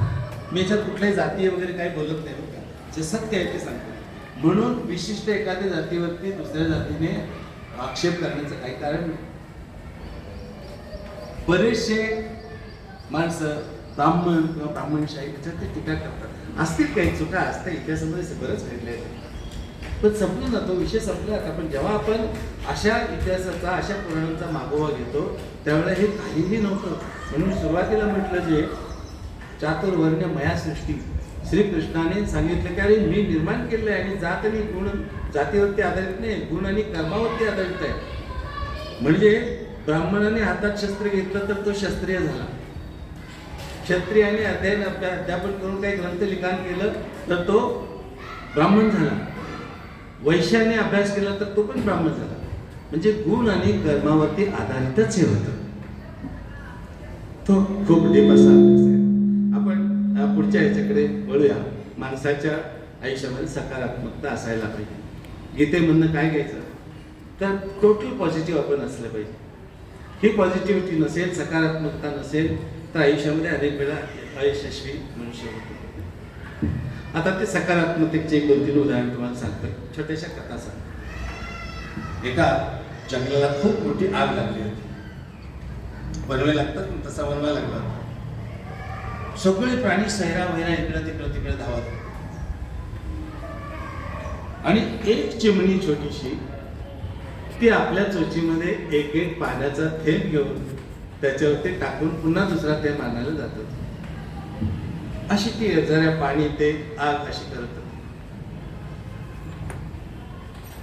सगळे प्राणी धावत होते. हत्तीनं हे बघितलं आणि हत्ती म्हणाला, अगं तुझं काही डोकं विकं फिरलंय की काय, तू केवढी, तुझ्या चोचीमध्ये पाणी किती मावणार आणि त्या तेवढ्या पाण्याने हे आग विझली जाणार आहे का.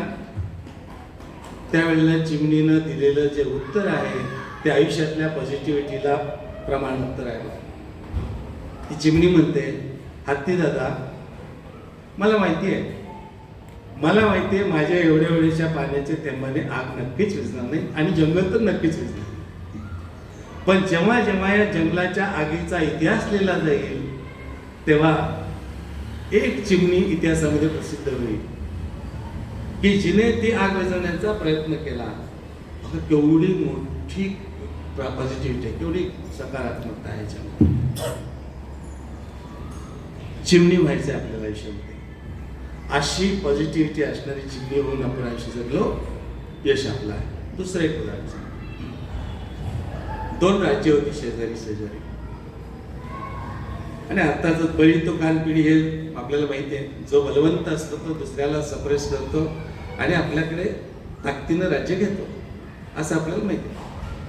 तर तो जो छोटा राजा होता ना, त्या छोट्या राजाला नेहमी भीती वाटायची की आपल्यावरती हा राजा स्वारी करणार आणि एक दिवशी आपल्याला ते आपलं हे घेऊन जाणार राज्य. तसंच झालं.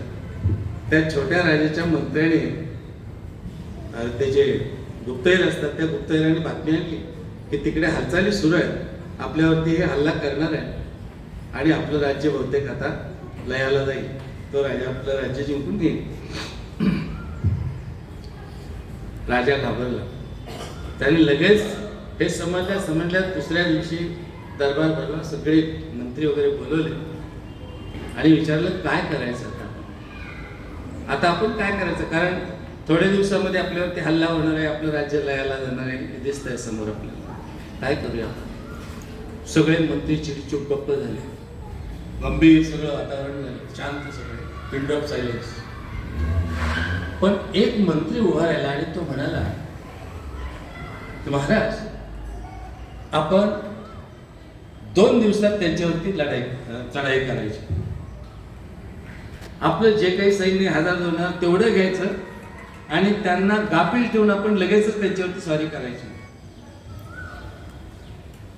महाराज म्हटल्यावर तुला काय वेडबीड लागले की काय, आपला 1000 सैन्य, तो एवढा मोठा राजा, 50,000 लाखाची फौज आहे त्याची, अरे आपला तो चिरडून टाकेल. पण त्या प्रधानाने समजवलं, हे बघा किती हे असलं तरी 30 फौज जमा करायला त्याला अजून 15 दिवसात अवधी लागेल. ते गाफील आहे तोपर्यंत आपण उद्या 2 दिवसात आपली 1500ची फौज तयार करू शकतो. त्यांचा दारुगोळा, त्यांची शस्त्रास्त्र पळवू शकतो, तो दारुगोळा नष्ट करू शकतो, त्यांना आपण भयभीत करू शकतो. छत्रपती शिवाजी महाराजांनी जो गनिमी कावा वापरला तो त्याचा स्रोत याच्यामध्ये, या पुराणामध्ये आहे. कारण जिजाऊंनी या सगळ्या गोष्टी सांगितलेल्या होत्या महाराजांना, असे महाराज तयार झाले. आणि मग काय झालं, 2 दिवसात त्यांनी तयारी केली महाराजांनी या राजाने, आणि बेसावत सैन्याला गाठलं, त्यांचा दारुगोळा पळवला, त्यांची शस्त्रास्त्रे केली. त्या राजाने आणखीन एक चांगली गोष्ट केली. ती काय केली होती बघा. जेव्हा तो आक्रमण करायला चालला होता मोठ्या राजाच्या राज्यावर, त्यावेळेला रस्त्यात एक ओढा होता आणि त्या ओढ्यावरती लाकडी पूल होता. त्या राजाने आपल्या सैनिकांना, मोजक्या सैनिकांना सांगितले की तो पूल पाडा आणि जाळून टाका लगेच, कारण माझं सैन्य कधी परत सुद्धा करू शकेल, घाबरू नये. तसं करता येणार नाही त्यांना. जिंका नाही तर मला, हीच अवस्था असेल. पर्याय जेव्हा फार कमी असतात त्यावेळेला माणूस निकराने लढतो आयुष्याची लढाई. म्हणून कमीत कमी पर्याय ठेवा आपल्यासमोर आणि पॉझिटिव्ह ठेवा. जेव्हा माणसासमोर कमी पर्याय दिसतात त्यावेळेला मनुष्य हार्डवर्क करतो आणि यश संपादन करू शकतो. बघा, त्या प्रधानांनी सकारात्मकता शिकवली सगळ्या दरबाराला. असे सकारात्मक भावना जर आपल्याकडे असेल तर आयुष्य सुकर होतं, यशस्वी होतं. आणखी काय शिकवून घ्यायची त्याच्यामध्ये, तर पेशन्स ठेवायचं आयुष्यात. बघा, आपण कितीही वयाने मोठं असलो तर प्रत्येक वेळी पेशन्स राहतच असं नाही, पण तो ठेवायचा प्रयत्न करायचा.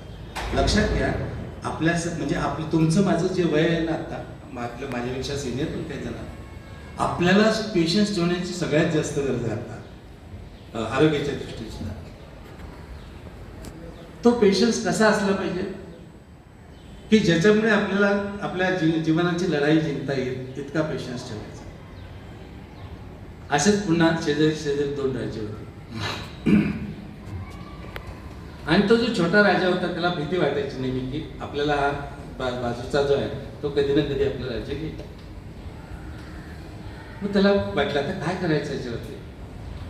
तर एका साधू पुरुषाकडे गेले. तो राजा गेला आपल्या छोट्या काही 2-4 विश्वासू सैनिकांना घेऊन आणि त्यांना विचारलं की मला नेहमी भीती वाटते, मी काय करू.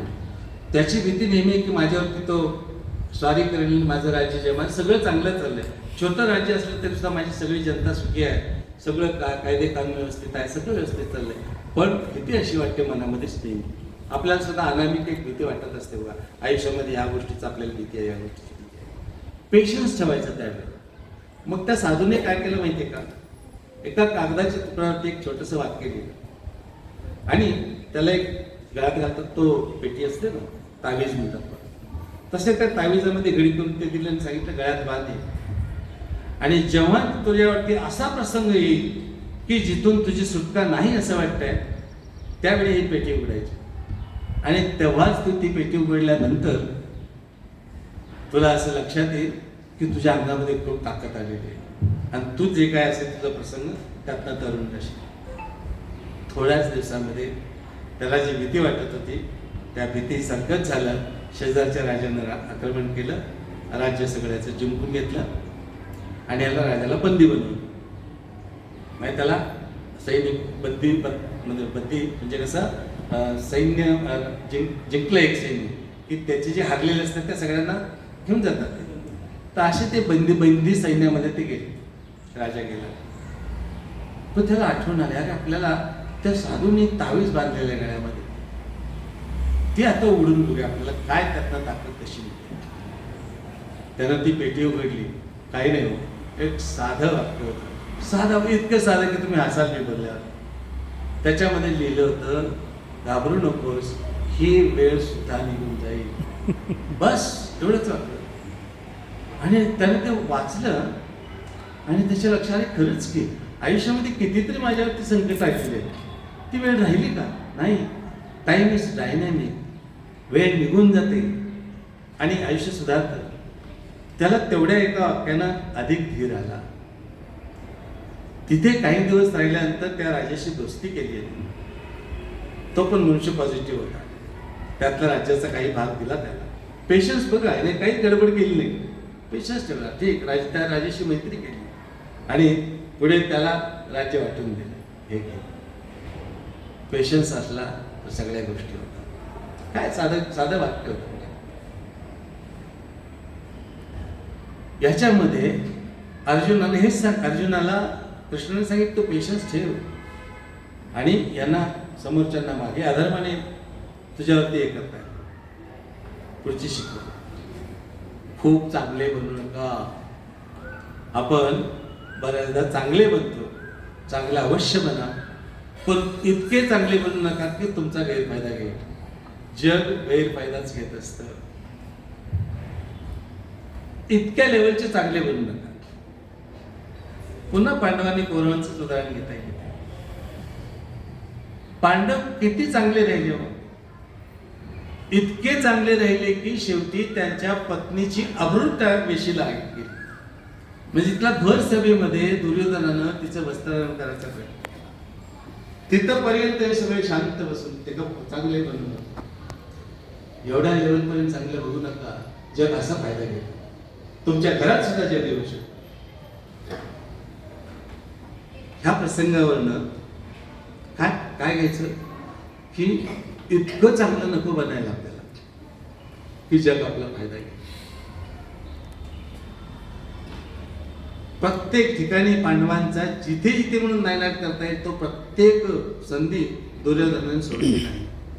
मग काय सांगितलं पण लाक्षागृहामध्ये जाळं मारण्याचा प्रयत्न केला, त्यांना राज्याबाहेर काढलं. अगदी इतकं की त्यांना एक नापीक जमीन, नापीक असा भाग दिला, घ्या आणि तिकडे करा काय करायचं, छोटासा भाग दिला. पण पांडवांनी त्याचं सुद्धा नंदनवन केलं होतं. तेही कौरवांना बघवलं नाही, ते सुद्धा त्यांच्याकडनं हिरावून घेण्याचा प्रयत्न केला. म्हणजे इतके चांगले राहून सुद्धा काही फायदा झाला नाही. म्हणून या उदाहरणातनं काय घ्यायचं की इतकं पण चांगलं बनू नका की जग तुमचा फायदा घे. पुढची शिकवण. गोड बोलणारे प्रश्न सावध. सिंपल आहे. सगळे जे शिकवणी आहेत ना व्यवहारामध्ये उपयोगी पडणारे आणि अगदी जीवनाला जवळचे असणारे असे आहेत. जगामध्ये फुकट काहीही मिळत नाही.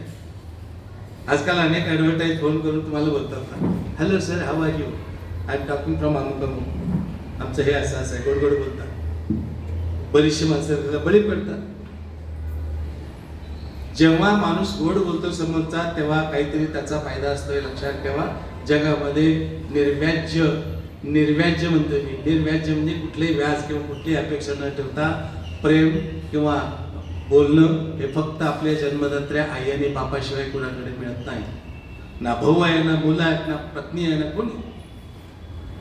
हे वास्तव आहे, हे उघड सत्य आहे. याच्यामध्ये मी काही वेगळं बोलत नाही. जन्मदात्या आई आणि वडील या दोघांशिवाय निर्व्याज्य गोडपणा कुठेही मिळणार नाही. तो संपला. दोघांच्या पुढेच असतं. त्या प्रत्येकाच्या आयुष्यामध्ये घटना घडलेली आहे. त्याचा अनुभव आपल्याला येतो. आणि म्हणून अति गोड बोलू नका. गोड बोललेल्या माणसावरती 100% विश्वास ठेवू नका. कितीतरी गोष्टी आहेत ज्या व्यवहारातल्या आहेत, पण श्रीकृष्णाने सांगितले ते तू फॉलो कर. आणखी वया युगामध्ये भक्ती खूप सोपी झाली. फक्त नामस्मरण करायचं. यापूर्वी 3 युग होऊन गेली. सत्ययुग, त्रेतायुग आणि द्वापारयुग, आणि आपला आता कलियुग सुरू आहे. त्या 3 युगामध्ये परमेश्वर प्राप्तीसाठी खूप खूप कष्ट पडायचे. यज्ञ, याग, पूजा अर्चा, उपास तपास करणे वगैरे सगळं करायला लागायचं. पण अनेक ग्रंथामध्ये हे कृष्णाने पण सांगितलं, पण अनेक साधूंनी पण सांगितलं की या कलियुगामध्ये तू चेष्टेनं जरी भगवंताचं नाव घेतलंस तरी सुद्धा तो भगवंत तुझ्या जवळ आहे, येतोय, उपयोगी पडणार आहे तुला. नामस्मरण कर. श्रीकृष्ण सांगतो की मला सतत तो स्मरणात ठेव, तुझ्या जवळ आहे. एक 4 वाक्य मी सांगतो, ते नीट लक्षात ठेवा. या वयात सुद्धा आपल्याला उपयोग होते प्रत्येकाला. भगवंत काय सांगतो हे बघ, तू थोडं थोडं मागितलंस ना, मी थोडं थोडं देईन. तू थोडं जास्त मागितलंस तर मी जास्त पण देईन. तू सगळं मागितलंस तर मी सगळं तुला देईन. आणि शेवटचं वाक्य बघा, असा आपण म्हणूया, तू काहीही मागू नकोस, मी स्वतः तुझ्या बरोबर येईल. भगवान काय सांगतो, थोडं मागितलंस तर थोडं देईन, जास्त मागितलंस तर जास्त देईन, सगळं मागितलं सगळं, आणि तू काहीच मागितलं नस ना तर मी स्वतः तुझ्या बरोबर येईल. आपण भगवंताजवळ काहीच मागायचं नाही, तो आपल्या बरोबर असणार. फक्त काय करा, त्याला इथं ठेवा. मी आयुष्यभर सायन्स शिकवले बरं का, पण मी हे वाक्य मला पडताळ्यात आल्यानंतर बोलते. वैज्ञानिक दृष्टिकोन पाळणारा मनुष्य आहे, असाच कशावरती विश्वास ठेवतो. पण मला हे अनुभव आले म्हणून मी बोलतो. तुम्ही त्याला इथं ठेवा. कुठलाही प्रसंग येऊ दे, घाबरू नका, डगमगू नका, त्याच्यावर सोडून द्या. तू बघ, हेच भगवानांनी सांगितलंय, तू तुझं कर्म कर. श्री अर्जुना, हे पार्था, तू काय कर, तुझं कर्तव्य काय आहे? संन्यास घेणं हे तुझं कर्तव्य नाही आहे, हे तुझं कामच नाही आहे. तू क्षत्रिय आहेस, तुझं कर्तव्य आहे लढण्याचं, युद्ध कर. आणि त्याचा परिणाम तुला यश येणार आहे का अपयश येणार? नको बघूस, ते माझ्यावर सोड. ते मी ठरवलेलं आहे काय करायचंय. ऑलरेडी सगळं होतं. ते काय म्हणायचं, इट वॉज प्लॉटेड. ठरवलं होतं भगवानाने. यश अपयश जे आहे ना, आपण पण हेच करायचं. आपण आपल्या आयुष्याची लढाई लढत राहायची, आणि त्याचं जे फळ मिळणार आहे ना, त्या फळाची अपेक्षा अजिबात ठेवायची नाही. ते मिळणार तुम्हाला. चांगल्या कर्माचं चांगलं फळ, वाईट कर्माचं वाईट फळ, हे पूर्वंपार ऐकत आलेलं आहे. पण आणि ते आहेच. कर्माचं फळ हे तुम्हाला सोडत नाही तुम्हाला. कुठल्याही जन्मामध्ये, या जन्मामध्ये किंवा पुढे मागे कधी ना कधी ते मिळतच मिळतं. उदाहरण सांगतो, त्याच्यावरनं फळ, चांगल्या कर्माचं चांगलं फळ, वाईट कर्माचं वाईट फळ.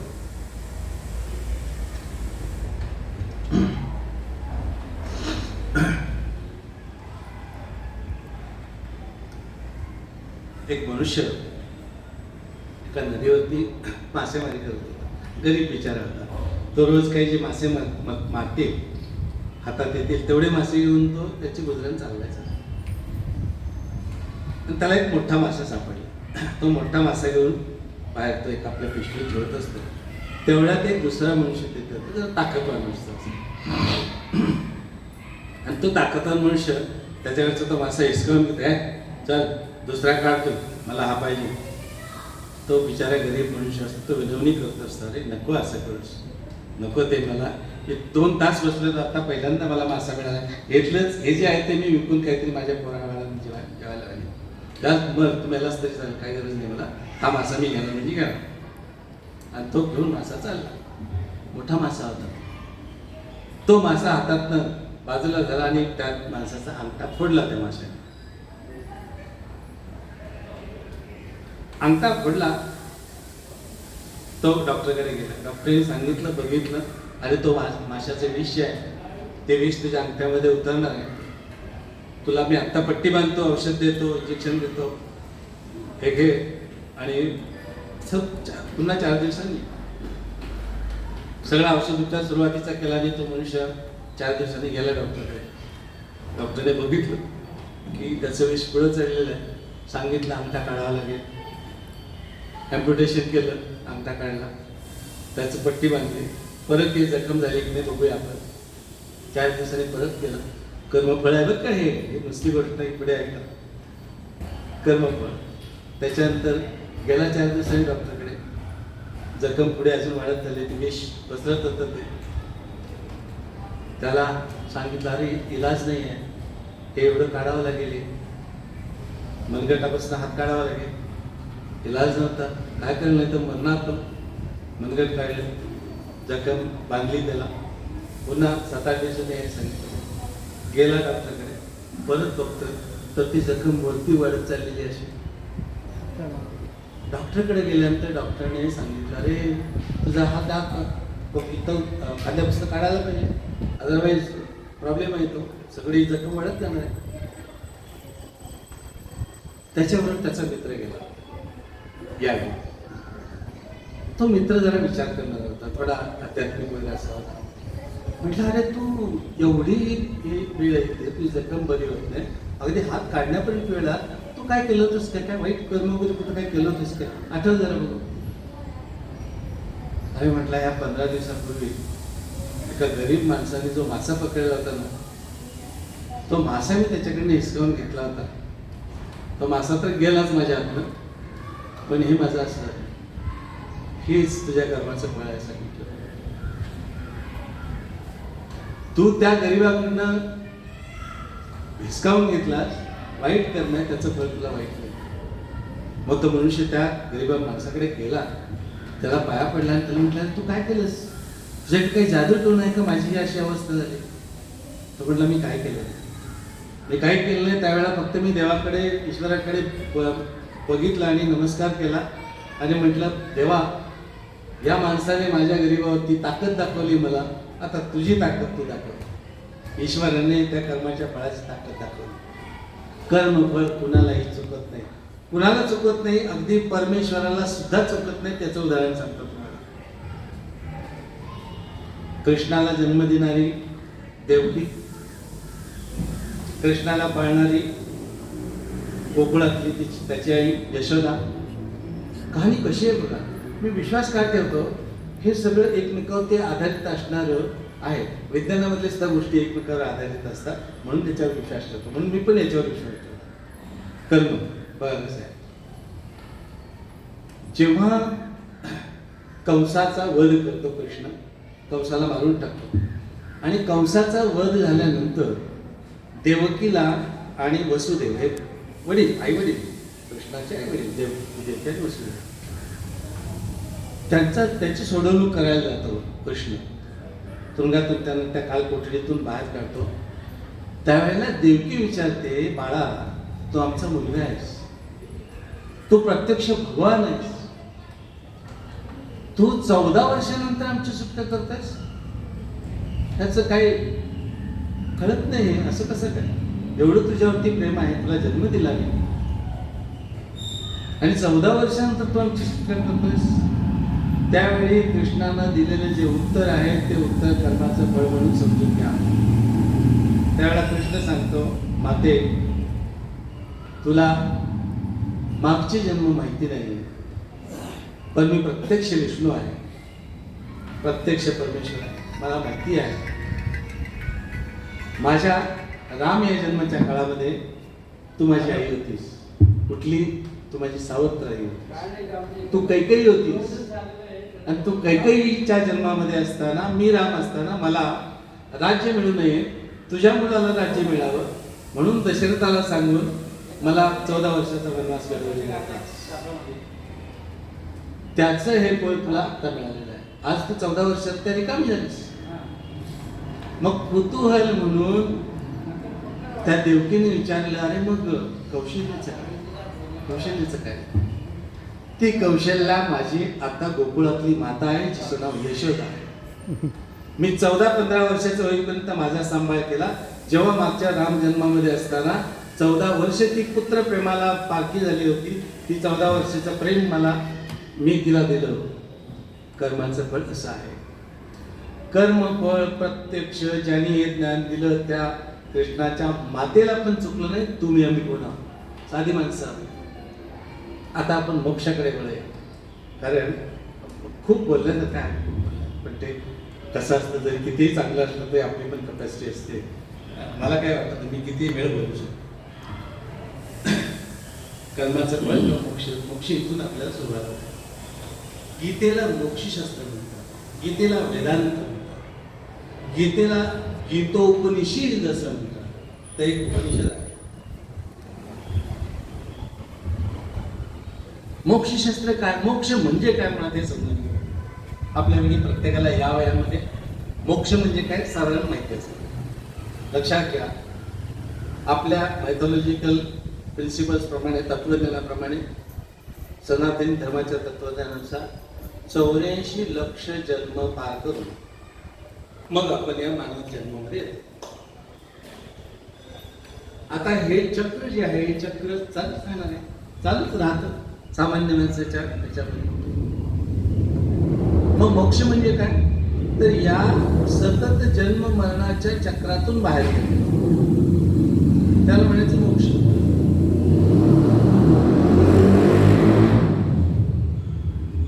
तो मोक्ष मिळवणं फक्त मानव जन्मामध्येच शक्य आहे, हे लक्षात घ्या.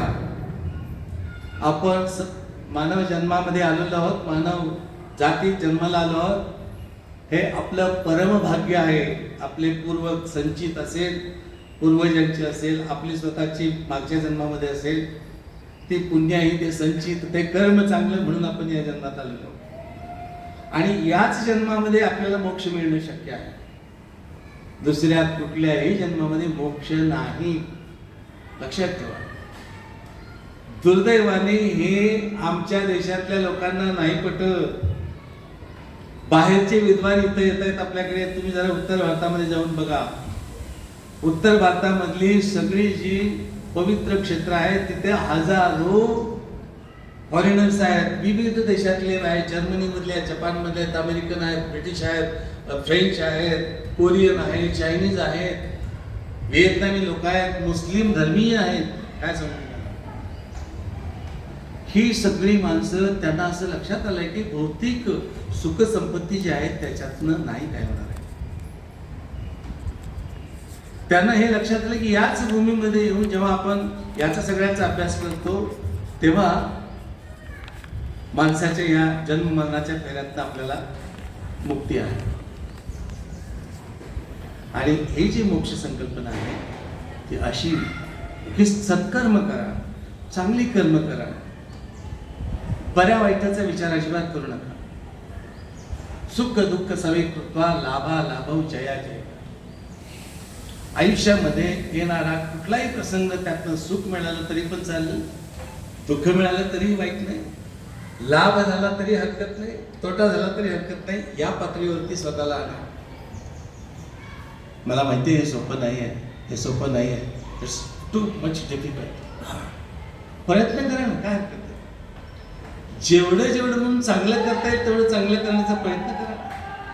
समोरचं आता मी काय म्हणतो सुख दुःख समेत होतो म्हणजे काय तर चांगलं झालं काय नाही वाईट झालं काय ठीक आहे आपल्या आयुष्यामध्ये पेज आहे म्हणा सोडून द्या त्याला फार त्याचं भाऊ करू नका दॅट इज सुख दुःख समेत लाभा लाभव जया जय एखाद्या प्रसंगामध्ये लाभ हो किंवा तोटा हो ठीक आहे आयुष्यामधल्या संकटांवरती मात करत असताना तुमचा पराभव हो किंवा विजय मिळो दोन्ही सारखंच जेव्हा ही स्टेज आपल्या मनाची आणाल तेव्हा तुम्ही परमेश्वराच्या जवळ जात आहे म्हणजे भगवंताच्या जवळ जात आहे परमेश्वर तेच सांगतो की हे जेव्हा तू या स्टेजला येशील तेव्हा तू माझ्यापर्यंत आलेला असतोस म्हणून तेच अगोदर काय सांगतात सगळी कर्म कर ते सोड माझ्यावर आणि जे काय करतोस त्याच्यामध्ये हे 4 गोष्टी सांगतात लाभ हो हानी हो जय हो पराजय हो सुख दुःख समेत कृपा लाभा लाभव जय हे सगळं सारखं मान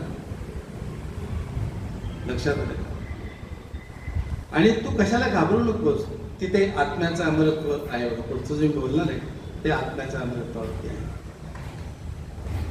जेव्हा तू अशी तुझी मानसिक अवस्था असेल तेव्हा तू परमेश्वराच्या जवळ जाशील आता आपल्या याच्यामध्ये आत्मा ही संकल्पना आहे आपल्या सनातन धर्मामध्ये पुनर्जन्म ही संकल्पना आहे दुसऱ्या कुठल्याही धर्मामध्ये नाही आहे पुनर्जन्म मानत नाही आणि पुनर्जन्म मिळालेली या देशामध्ये अनेक उदाहरणं आहेत जरा यूट्यूब काढून जरा रिबर्थ वगैरे असं रिकॉग्निशन असं टाईप केलं तर तुम्हाला सगळी मिळतील पुनर्जन्माची उदाहरणं माणसं सांगतात रे मी मागच्या जन्मात हा इथं होतं हे माझं गाव आहे ही माझी आई आहे ही माझी भाऊ आहे हे आलंय किंवा समोर आलंय सगळ्या तरी काही लोक नाही म्हणत सोडून दिला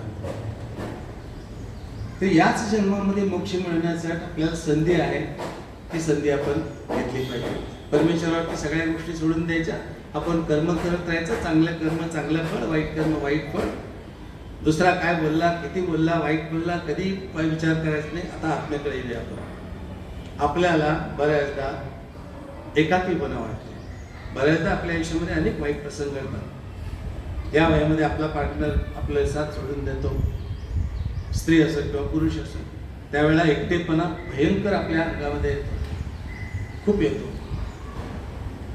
आणि त्या एकटेपणामध्ये आपल्याला प्रचंड दुःखी म्हणू शकतो कष्टी म्हणू शकतो अशा वेळेला सिंपल साधी गोष्ट आठवायची काय आपला जन्म आला त्यावेळेला कोण होतं एकटेच होते I was alone when I टूक बर्थ मी जन्माला तेव्हा एकटाच होतो मला जन्म देणारे आई बाबा सुद्धा गेले ना सोडून आहेत का आपल्या जवळ नाही ना कोण नाही ज्यांनी आपल्याला मोठं केलं ते सुद्धा सोडून गेले ना आणि सोडून जाणार आहोत आपण पण आपल्या मुलाबाळांना सोडून जाणार आपल्या बाजूला जो कोण सगळं नातेवाईक आहे त्या प्रत्येक जण जाणार आहे मग कशाला दुःख करायचं कशाला दुःख करायचं नाही गरज दुःख करायची गरजच नाही जे येईल त्याला चांगल्या ह्यानं सामोरं जायचं आणि सांगितलेलं काय सुख दुःख समेत कृपा जयाजय पराजय काही सगळं असेल ते ठीक आहे इट्स ओके हिंदीतलं आजच्या पिक्चरमधलं वाक्य तुम्हाला सांगून ठेवतो ऑल इज वेल लक्षात ठेव ऑल इज वेल म्हटलेलं ते मगाशी आलं त्यातच सगळं हे लक्षात ठेवायचं जोपर्यंत आपण या अवस्थेत आणत नाही स्वतःला तोपर्यंत प्रत्येक गोष्टीचा चीड येणार प्रत्येक गोष्टीची राग येणार हा असा वागला तो तसा वागला मला हा असा म्हटला मला तर तसं म्हटलं नका विचार करते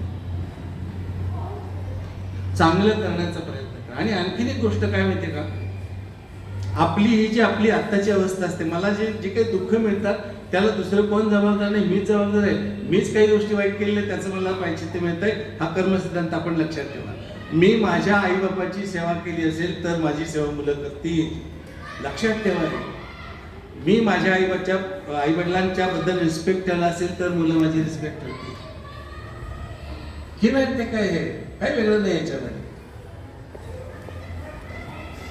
म्हणून तरुण वर्ग जर असेल त्यांना मी हात जोडून विनंती करतो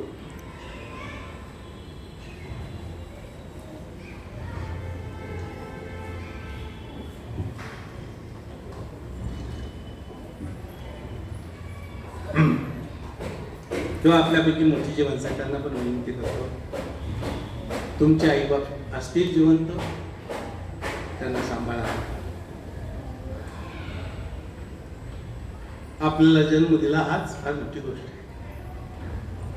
मग असे म्हटलं ना 84 लक्ष जन्म पार करायला लागतात तेव्हा तुम्हाला हे मिळतं आणि ते पुण्य तुमच्या आईबापांनी केलंय म्हणून तुम्ही तुमचं अस्तित्व आहे. त्यांची सेवा करा. अरे फोटोमध्ये गेल्यानंतर हरकत त्या अर्थ नाही. तीच तुमची अवस्था पुढे होईल. आज तुम्ही जी वागणूक तुमच्या आई बापाला देत आहात तीच चांगली किंवा वाईट वागणूक तुम्हाला तुमची मुलं देणार आहेत. लक्षात ठेवा. गोष्टी आठवतात त्या खूप सांगण्यासारख्या, पण 2-3 वाक्य तेवढ्यावरती लक्षात ठेवा की आपण एकदा माती आड गेलं की ते माणूस परत येत नाही. म्हणून ह्या गोष्टीचा विचार करा. हे चांगली गोष्ट, चांगलं काम आहे, ते चांगलं करा, तुम्हाला चांगलं फळ त्याचं मिळेल. आता वैज्ञानिक दृष्ट्या भगवान ही संकल्पना एक 4 मिनिटामध्ये सांगतो. भगवान या शब्दामध्येच विज्ञान आहे. मी त्याचा मागोवा घेतो. मी नुसतंच हे वाचत नाही, नुसतं तत्वज्ञान मला पटत नाही, मी ते करत नाही. वैज्ञानिक दृष्ट्या भगवान या शब्दाची फोड आहे का समजून घ्या. ज्याला सायन्सची बॅकग्राऊंड असेल त्याला पटकन कळेल मी काय म्हणतो ते. नसेल तरी मी सोप्या शब्दामध्ये सांगतो. भगवान ही 4 अक्षर आहे, त्याच्यामध्ये एकूण 5 अक्षर आहे. भ, ग, व, वलकाना आ आणि न ही 5 अक्षर. भ म्हणजे भूमी, मॅटर, एक सायन्स मधलं मॅटर. पंचमहाभूत ज्याला आपण म्हणतो ते.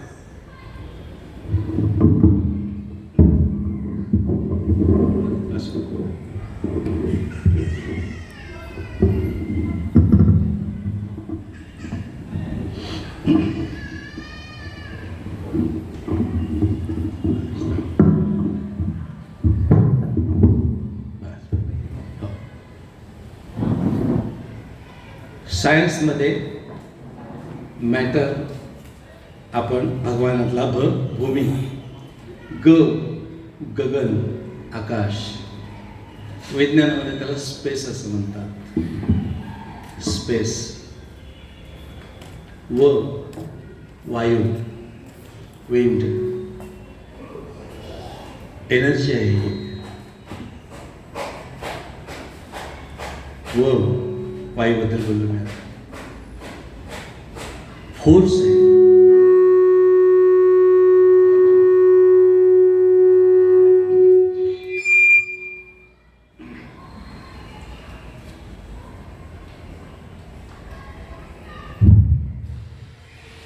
विंड व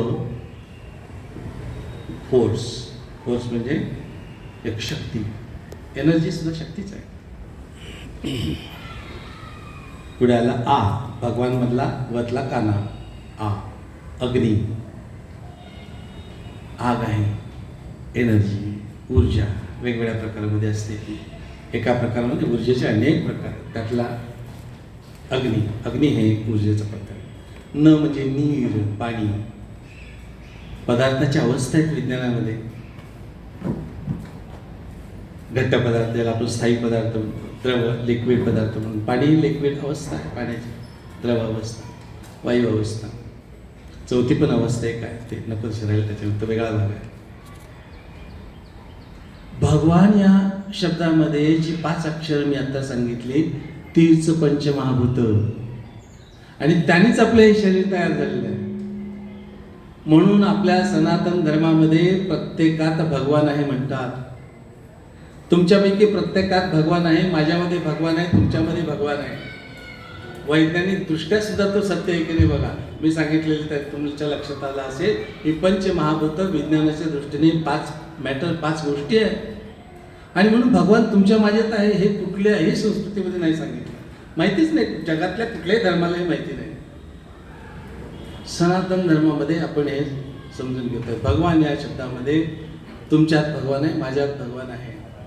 इत्र तत्र सर्वत्र भगवान किंवा ईश्वर सगळीकडे आहे.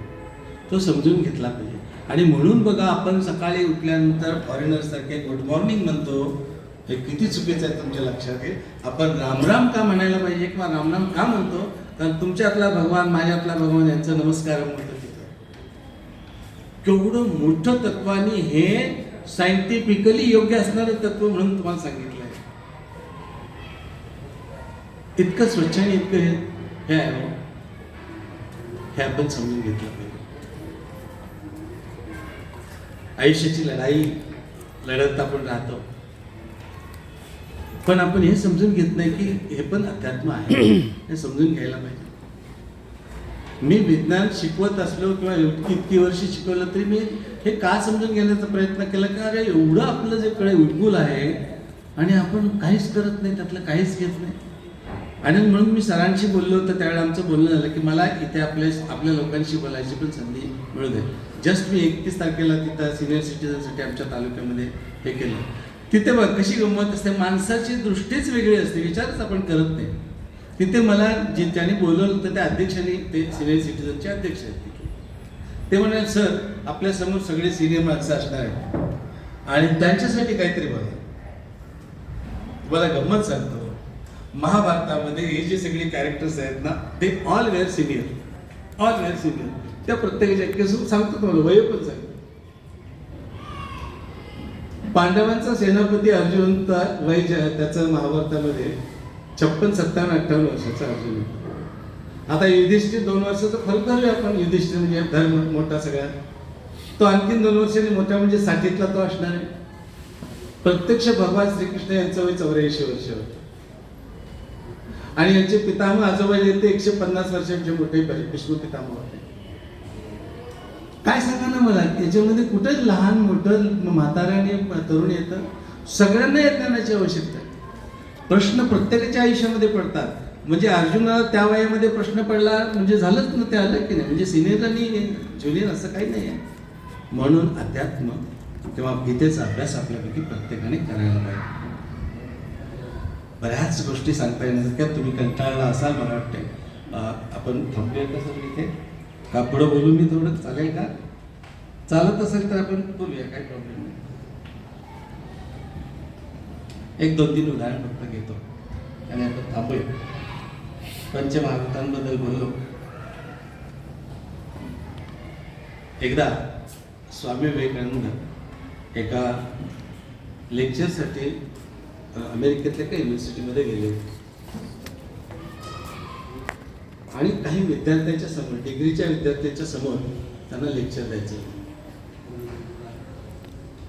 तर जेव्हा ते एंट्री केली त्यांनी, तिथल्या ज्यांनी केलं होतं ते इन्व्हिटेशन देणारे ते 2-4, आणि स्वामी विवेकानंद जेव्हा त्या वर्गात आले त्या ब्लॅकबोर्डवरती वाक्य तिथल्या काही टार्गेट पोरांनी लिहून ठेवलं होतं. काय लिहिलं होतं? God is know where. काय लिहिलं होतं? God is know where. आता विवेकानंद म्हणजे एवढा बुद्धिमान मनुष्य की विचारायलाच नको. मला सगळ्या कथा माहिती असतील. आपला हिंदू धर्म कसा श्रेष्ठ आहे ते सांगण्यासाठी जे उदाहरण तिथे त्यांनी घडवलं त्या संमेलनात. इतका हुशार मनुष्य तो काही या गोष्टींना बदलतोय. त्यांनी काय केलं असेल, त्यांनी त्या वाक्यामध्ये नो हा शब्द जो होता त्या वेअरमधलं डब्ल्यू फक्त इकडे आणलं. काय वाक्य झालं बघा, तुम्ही सांगा वाक्य काय झालं? God is everywhere, is now here. तोच इथं आहे बघा, आता आपल्या समोर पण आपल्या सगळ्यात आहे. देव इथं आहे म्हणून मी मगाशी वाक्य म्हटलं होतं, इत्र तत्र सर्वत्र परमेश्वर सगळीकडे आहे. आपली संस्कृती का महान आहे तर आपण सगळ्या गोष्टीमध्ये देव मांडले. आपले सण बघा ना, आपण नागाची पूजा करतो है ना, नागपंचमी आली जवळ, आपण वडाची पूजा करतो. बघ पर्यावरण हे जे आहे तो हा आत्ता कळीचा मुद्दा झाला आहे. 1200 वर्ष आमच्या संतांनी वृक्षवल्ली आम्हास वैरे सांगून ठेवलेलं आहे आणि आज आपण त्याचा प्रत्यय घेतोय. जगामध्ये पर्यावरण वाचवण्यासाठीचे समेश होत आहे. लोकसंख्या दिन आपण साजरा करतोय, लोकसंख्या एवढी वाढते. संतांनी आपल्याला सांगून ठेवलं की नका प्रजा वाढवू, छोटी 4 पोळं 2-3 बाळा आहेत ना तेवढ्याचा संसार करा. आधी संसार करा नाही का मग परमार्थ करा. किती किती किती महान संस्कृती आहे ते बघा. आणि ही नुसतीच नाही, म्हणून म्हटलं सायंटिफिक बेसवरती आपल्यातल्या प्रत्येक गोष्टी अवलंबून आहेत. त्याचा मागोवा मी विद्यार्थी सायन्सचा विद्यार्थी म्हणून घेतो आणि म्हणून मलाही पटतं. आणि म्हणून ते दुसऱ्याला सांगावं असं वाटतं. म्हणून मी कुठलाही चर्चा असं सोडत नाही. सरांना म्हटलं ह्या कुठल्या औपचारिकता आहेत नाही सगळे काही करत नका करू. अजून मी खूप बोलू शकतो. वेदावरती सर आपण एकदा बसूया असायचं. ज्यांना इंटरेस्ट असेल ते येतील. खूप ज्ञान आहे, खूप ज्ञान आहे. आणि हे किती आहे, हे सनातन आहे, खूप पुरातन आहे. काही हे अस्तित्वात नव्हतं त्यावेळेला हे प्रत्येक. आणि तुम्हाला गंमत सांगतो ना, मी सायन्सचा अभ्यास करताना तुमच्यापैकी सायन्सची बॅकग्राऊंड ज्यांना असेल त्यांना मी पुढचं वाक्य म्हणतो ते कळेल. बघा, पहिला जीव पाण्यामध्ये निर्माण झाला हे आपल्याला माहिती आहे. अमिबासारखा एकपेशीय म्हणजे सिंगल सेल्युलर प्राणी जन्माला आला पाण्यामध्ये. हे आपल्याला सांगितलं, आमच्या वेदामध्ये सांगितलं, वेदामध्ये सांगितलेलं आहे. पाणी हे जीवन आहे हे वाक्य आपण म्हणतो. काय पाणी हे जीवन आहे? पाण्यामधनच जीवनाची उत्पत्ती आहे ना. वेगळे वेगळे अवतार जे आहेत ना, वेगळे वेगळे अवतार हे आपल्या विज्ञानातली उत्क्रांती आहे. उत्क्रांती आहे. उत्क्रांती म्हणजे पूर्वीचे जे प्राणी होते त्यांच्यापासून बदल होत होत होत वगैरे वेगवेगळ्या शाखा निर्माण झाल्या आणि मग प्राण्यांच्या अनेक जाती, अपृष्ठवंश म्हणजे ज्यांना पाठीचा कणा आहे असे प्राणी, ज्यांना पाठीचा कणा नाही असे प्राणी, त्यांच्यामधल्या आणखी शाखा. हे सगळे आपण परमेश्वरचे वेगळे वेगळे अवतार वगैरे म्हणतो ना, कूर्म अवतार, अमुक अवतार, तमुक अवतार. हे सगळं सायन्सच आहे की काय वेगळं याच्यामध्ये? आपले मंत्र आणि विज्ञान हा एक अभ्यासाचा विषय आहे, तोही मी वाचलाय बरोबर. मंत्रोच्चाराने वेद, तो आपल्याला माहिती आहे ना, आता आलं ते पुढे येतात. मंत्रोच्चाराने विविध प्रकारच्या व्याधी बरा करता येतात. म्युझिक हे जे आहेत, पूर्वी दीप राग वगैरे होते बघा, ते रागामध्ये ते वेदामध्ये आहे. पुढचा शेवटचा जो वेद आहे त्या वेदामध्ये आहे दीपराग. अरे तो गायला लागत असताना दिवे लागायचे आपोआप. थोतांड नाही आहे हे ज्ञान असणार त्यांच्याकडे. संजय नावाचा मनुष्य, जरा मागे आला पण परत महाभारतामध्ये, धृतराष्ट्र आंधळा होता. त्यामुळे युद्धभूमीवरती काय चाललंय हे त्या आंधळ्या धृतराष्ट्राला कसं कळणार? म्हणून संजय तो धृतराष्ट्र इथे प्रत्यक्ष युद्धभूमीवरती काय चाललंय ते धृतराष्ट्राजवळ महालात बसून सांगत होता. त्याला तिथलं दिसत होतं. कसं दिसत होतं? भगवान व्यास मुनींचा शिष्य आणि व्यासाने त्याला दिव्यदृष्टी दिली होती. आता त्याला आपण दिव्यदृष्टी हा शब्द तिथला वापरूया. म्हणजे त्याला संजयाला दिसत होतं न जाता, बरं का, प्रत्यक्ष तिथं न जाता तो तिथलं बघून यांना सांगत होता. मला सांगा, थोडं जरा वेगळं उदाहरण घेऊया. आज जे व्हिडिओ कॉन्फरन्सिंग आहे, पटलं असतं का 10-12 वर्षापूर्वी कोणी अमेरिकेतला म्हणजे प्रत्यक्ष माझ्यासमोर बघतोय, मी बोलतोय, पटलं असतं का आपल्याला? नंतर नाहीच ना, पटलं नसतं. मग का नाही हे पटावं? विमान वगैरे हे जे शोध आहेत ते अगदी आत्ता 19व्या शतकातले शोध आहेत. अवय वेदामध्ये आपल्या प्राचीन साहित्यामध्ये विमान शब्द आहे. गीतेमध्ये विज्ञान हा शब्द 1000 वेळा आला. ज्ञान, विज्ञान, योग पण आहे. विज्ञान हा शब्द आले, दॅट इज सायन्स. काय नव्हतं आपल्याकडे. पण करंटी हा शब्द मी सुरुवातीला जो वापरला होता ते आपण कर्म करंटी माणसं या देशात की ज्यांनी हे आपलं सोडलं. जेव्हा योगशास्त्र जे आहे पतंजली योग, तो तिकडून योगा म्हणून येतो आणि मग आम्ही त्याला ऍक्सेप्ट करतो आणि मग आपले रामदेव बाबा आपल्याला दिव्य वाटू लागतात. योगा होऊन आल्यानंतर योग नाही, योगा झाला की मग आम्हाला ते कर. किती गोष्टी आहेत, किती गोष्टी सांगणार. असं खरं संपवत वाटतं असं की संपवावं, पण पुढे जर आणखीन वाटतं की हे पण द्यावं. आत्म्याबद्दल बोलत होतो. मरणाची भीती कुणीही बाळगू नका. तुम्ही, मी, कुणी मरणाला घाबरायचं नाही. कारण का? आपण मरतच नाही. ऍक्च्युली आपण मरत नाही. हे जे आहे ना, हे आपलं शरीर जे आहे ना, हे शरीर मरतं. हे शरीर जे आहे ते काही केमिकल्सने तयार झालेलं आहे. ती केमिकल्स म्हणजे पंचमहाभूतच बरं काही परत. ती केमिकल्स जिथनं आली तिथंच जातात. ती तुम्हाला मातीत पुरलं, काही जण पुरतात, काही जण जातात, तर ते पुन्हा त्या वातावरणामध्ये, पर्यावरणामध्येच मिळतात आणि तेच परत त्याच्यापासूनच पुन्हा नवीन जीव जन्माला येतो. लक्षात घ्या, निसर्गाचा काटकसर हा पुन्हा वेगळा अभ्यासाचा विषय. निसर्ग त्यातनंच घेतो. हे चक्र आहे, हे चक्र आहे. आपण मरत नाही, आपलं हे शरीर मरतं, ह्यातलं तत्व जे आहे तत्व, त्याला आत्मा असं म्हणायचं, सोल किंवा आत्मा म्हणायचं. तो आत्मा काय करतो, तुमच्या शरीराचं भौतिक वय संपलं की तुम्हाला जेव्हा मरण म्हणून येतं, त्यातला जीव जातो म्हणतो आपण, जीव म्हणजे आत्मा जातो, आत्मा दुसरीकडे जातो आणि तो दुसऱ्या शरीरातनं तुम्हीच, तुमचा स्वभाव विवाह सगळं जे आहे ते त्याच्याबरोबरच असतं, त्याच्याबरोबर असतं. तो दुसरीकडे जाऊन दुसऱ्या शरीरामध्ये जन्माला येतो, दुसऱ्या प्राणी असतो, तुमच्या कर्मानुसार तो जन्म मिळेल. त्यामुळे मरणाची भीती बाळगायची काहीही कारण नाही. तुम्ही मरत नाहीत म्हणून कृष्ण अर्जुनाला सांगतात, तू मरण आणि मारण्याची काय भीती बाळगतोय? नको भीती बाळगू. तू कुणाला मारतोस, तुला कोण मारतंय? नाही, कुणाला कोण मारू शकत नाही. नैनं छिंदंती शस्त्राणी. आत्मा कसा आहे, तर त्या आत्म्याला शस्त्र मारू शकत नाही. त्याला पावक म्हणजे अग्नी जाळू शकत नाही, त्याला पाणी भिजवू शकत नाही, त्याला मरुत म्हणजे वारा त्याला वाढवू शकत नाही. आत्मा असा आहे.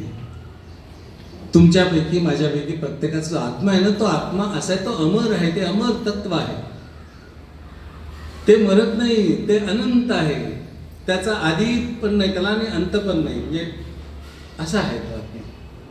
म्हणून तुम्ही घाबरू नका, मरणाला अजिबात घाबरू नका. जे येणार आहे ते आनंदाने स्वीकारा, निवांतपणे मृत्यूला सामोरं जायचं, निवांतपणे आनंदाने जायचं. आपली परिस्थिती कशीही असो, तुमच्या पाठीमागची काळजी करू नका. का करू नका? त्याची काळजी तो आहे घेणार. आणि तुमची मुलं बाळं जे कोण असतील आपले पाठचे, ते त्यांच्या त्यांच्या कर्मानुसार सुख आणि दुःखाला रिस्पॉन्सिबल असतील, काय म्हणतात त्याला, हे असतील. त्यांनी जे काही चांगलं वाईट केलं असेल त्यानुसार त्यांना त्याच्या आयुष्यामध्ये मिळेल सगळं. सो डोंट वरी, मरणाला चांगल्या पद्धतीनं हे जा आणि मोक्षाच्या पायरीकडे निघा.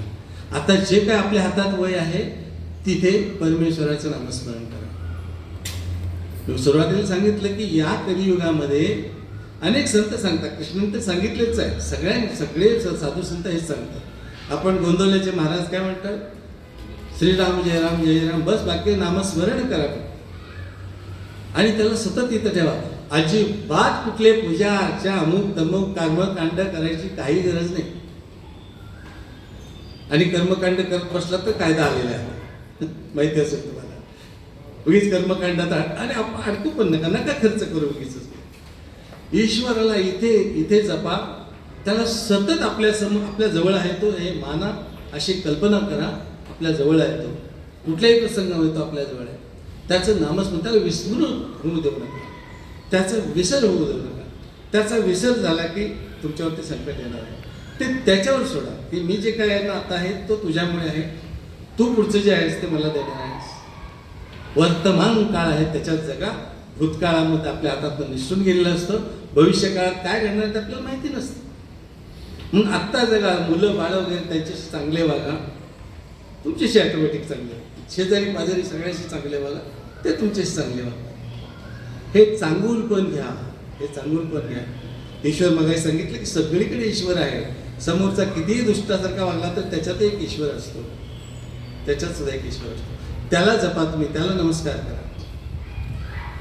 बघा तो ईश्वर सगळीकडे असतो. त्याला तुम्हाला ह्याची कथा माहिती असेल का, भक्त प्रल्हादानी ही कथा माहिती असेल.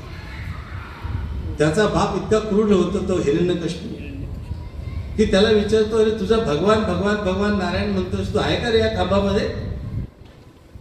भक्त प्रल्हाद म्हणतो, हो तिथं पण आहे, माझा ईश्वर सगळीकडे आहे. आणि म्हणून तो भक्त त्याचा बाप हिरण्यकशिपू त्यावेळेला लाथ पाडून तो खांब फोडतो. त्यावेळेला नृसिंहाच्या रूपामध्ये परमेश्वर येऊन त्याचा वध करतात. हा इतर तत्र सर्वत्र म्हणून सांगितलं, हे ईश्वरी तत्व सगळीकडे भरलेलं आहे. आनंदात जगायचा प्रयत्न करा. आनंद आतून वाटला पाहिजे. जेव्हा तुम्ही ईश्वराच्या जवळ जाता, ईश्वराची भक्ती अशा प्रकारे करता, त्यावेळेला आतून आनंद होतो.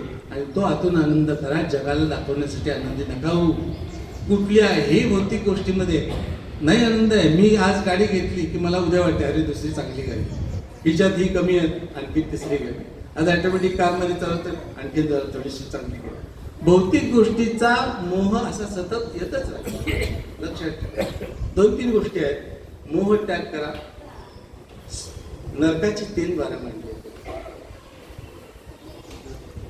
हा त्यातलं काम मोदनी काम क्रोधनी मोह. क्रोध रागावरती कंट्रोल ठेवा. आता या वयामध्ये रागावरती कंट्रोल अतिशय आवश्यक आहे.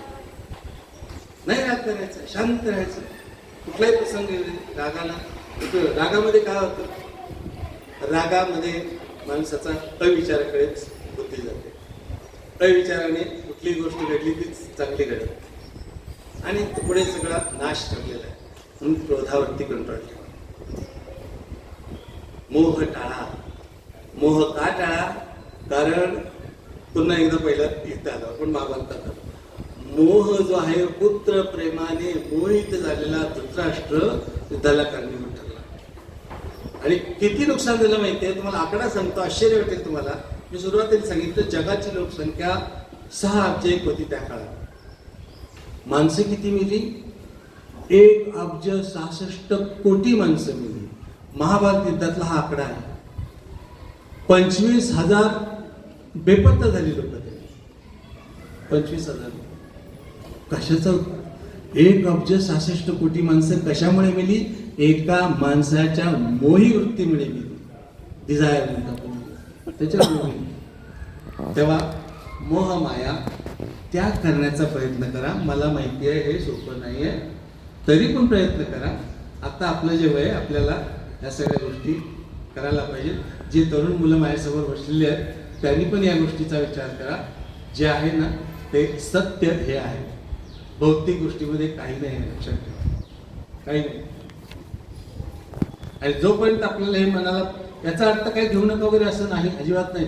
अवश्य पैसा भरपूर मिळवा. तरुण वय हेच आता आहे तुमचं कमाई करण्याचं. पण ते कमाई करत असताना हा विचार समोर ठेवा. लक्षात आलं? भौतिक साधनं मिळवा अवश्य, ते आज गरजेचे आहे. मी जर गाडी नाही घेतली तर मी चालू शकणार नाही आजच्या परिस्थितीमध्ये. असं आहे, पाहिजेच तुमचे जे आवश्यक आहे ते सगळं घ्या. धन कमवा, भरपूर कमवा, पण तिथे हा दृष्टिकोनही ठेवा बरोबर की भौतिक साधनामध्ये फक्त सुख तात्पुरतं मिळतं. कायम चिरस्वरूप पाहिजे असेल तर तुम्हाला भगवंत किंवा ईश्वर किंवा अध्यात्माकडे वळलंच पाहिजे. तुमच्या घरात लहान मुलांना अध्यात्म शिकवा, थोडंसं त्याच्यावरती द्या. आणखीन एक मुद्दा फार महत्त्वाचा लक्षात आला. आपल्या सोसायटीमध्ये कायंदे सर आहेत, कायंदे बहिणी आहेत, कानेटकर बहिणी आहेत. ह्या व्यक्तींनी गीतेवरती चांगलं प्रभुत्व आहे. जे कोण आता असतील त्यांनी आपल्या मुलांना ह्या गीतेतले अध्याय शिकवण्याचा प्रयत्न करा. ते विनामोबदला काही न करता त्यांचा वेळ काढून आपल्या कुठल्या तरी एका ठिकाणी या सोसायटीमध्ये ते सुरू करतील. आपली मुलं पाठवा तिथे. फार आवश्यक आहे आता, फार आवश्यक आहे. माझी नात आहे फक्त 6 महिन्याची, पण मी गीतेचा 12वा अध्याय ना मी रेकॉर्ड केला. मी इथून नसतो, त्याला सांगितले 4-5 दिवस गेली तिच्या फक्त कानाजवळ तिथं रेकॉर्डिंग ठेवत जाऊ दे कानावर. मुलं ग्रास्प करतात. काही जरी असतील या वयामध्ये अतिशय वेगाने वाढ होत असते. लक्षात घ्या, तुमची लहान मुलं जी असतील त्या मुलांची बुद्धिमत्ता, बुद्धीची जी वाढ आहे ना ती अतिशय फास्ट होत असते. इथे जे संस्कार तुम्ही कराल ते चिरकाल राहतात. लक्षात घ्या, तुमच्या मुलावरती चांगला संस्कार व्हायचा असेल तर तुम्हाला ह्या गोष्टी कराव्याच लागतील. जग कितीही कठोर असू दे, काही बिघडत नाही, तुमच्यावरती असणारा चांगला संस्कारच तुम्हाला तारक करेल. लक्षात ठेवा. मी म्हटलं की ते परमेश्वर प्राप्ती आहे ना या युगामध्ये खूप सोपी झाली असं. तेव्हा ते एक लक्षात घ्या. मी सरांना आवाहन करतो, रिक्वेस्ट करतो की जर तुम्ही वेळ काढा, या सोसायटीमधली जी मुलं आहेत त्या मुलांना या गोष्टीचं ज्ञान द्या. गीतेतले अध्याय शिकू देत मुलं. आणि पालक जे गोष्टी आहेत तर तुम्ही आजी आजोबा नातवंड तुमचे असते त्यांना या लोकांच्या सानिध्यात येऊ दे. म्हणजे भगवंत काय आहे, हे सगळं काय आहे ज्ञान ते कळेल. याला गुह्य ज्ञान असं म्हटलेलं आहे. आत्तापर्यंत मी जे बोललो ते आपण गुह्य ज्ञान असं त्या देवाने माझ्या तोंडून वदवलं, मी काही केलेलं नाही याच्यामध्ये. तो श्रीकृष्ण माझ्या तोंडातून वदवत आहे असं मी स्वतः मानतो. त्यामुळे कुठलाही इथे मी मोठेपणाचा हा वगैरे आणत नाही. त्या देवाने हे सगळं करून घेतलं. जे काही पटलं असेल ते सगळं तुमचं घ्या तुम्ही. अपशब्द तोंडातनं बाहेर पडले असतील ते टाकून द्या. त्यातलं जे चांगलं आहे ते सगळं घ्या. मी पुन्हा एकदा सगळ्यांना विनंती करतो आणि आपल्यापैकी मंगेशराव किंवा ही सगळी जी मंडळी आहेत ज्यांनी हे घडवून आणण्यासाठी कष्ट घेतले, कायदे सरांचा विशेष मी आभार मानेन. त्यांना मी फक्त बोललो होतो, सर मी तिथं बोललोय, बघा शक्य असेल तर आपण इथं पण करूया. त्यांनी लगेचच मी मेसेज केला होता, ते म्हटले सर अरेंजमेंट करतो मी, आणि लगेच दुसऱ्या दिवशी या गोष्टीची झाली आणि प्रत्यक्ष तुमच्या समोर आलं. वाईट याचंच वाटतं की ज्या पिढीला अध्यात्म शिकण्याची गरज आहे ती पिढी फार कमी संख्येने इथं आली. पण हरकत नाही.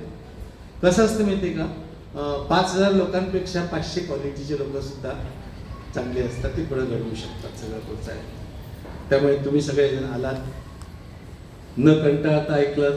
विषय कंटाळण्यासारखा मी ठेवत नाही बऱ्याचदा, कारण मला माहिती आहे मुलं समोरची कंटाळी की काय करू शकतात, काय करतात. एक 32 वर्ष असंच उभा राहील शिकलेलं आहे. गणित शिकवताना आयुष्यात कधीही छडी घेतली नाही, त्यामुळे कधी वाईट आलाच नाही माझ्याकडे. आम्ही दोघे माझ्यानंतर त्याच मॅडमच माझ्यानंतर मुख्याध्यापिका होत्या त्या शाळेमध्ये, त्यामुळे त्या पूर्वी खूप कडक होत्या. नंतर त्यांचा स्वभाव अगदी माझ्यासारखा झाला आणि त्याच ईश्वराच्या कृपेमुळे आमच्या पंचक्रोशीमध्ये दोघांचं नाव ऐकलं की चांगलं बोललं जातं. इथंही ते चांगलं करण्याचा प्रयत्न आम्ही करू. धन्यवाद. आपण सगळ्यांनी त्याचा लाभ घेतला. एक प्रार्थना आपण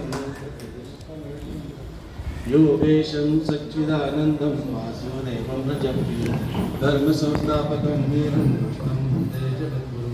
कृष्णं वन्दे जगद्गुरुं. धन्यवाद. आपल्या मुलांपर्यंत हे सगळं पोचवा जेवढं जसं जमेल तसं.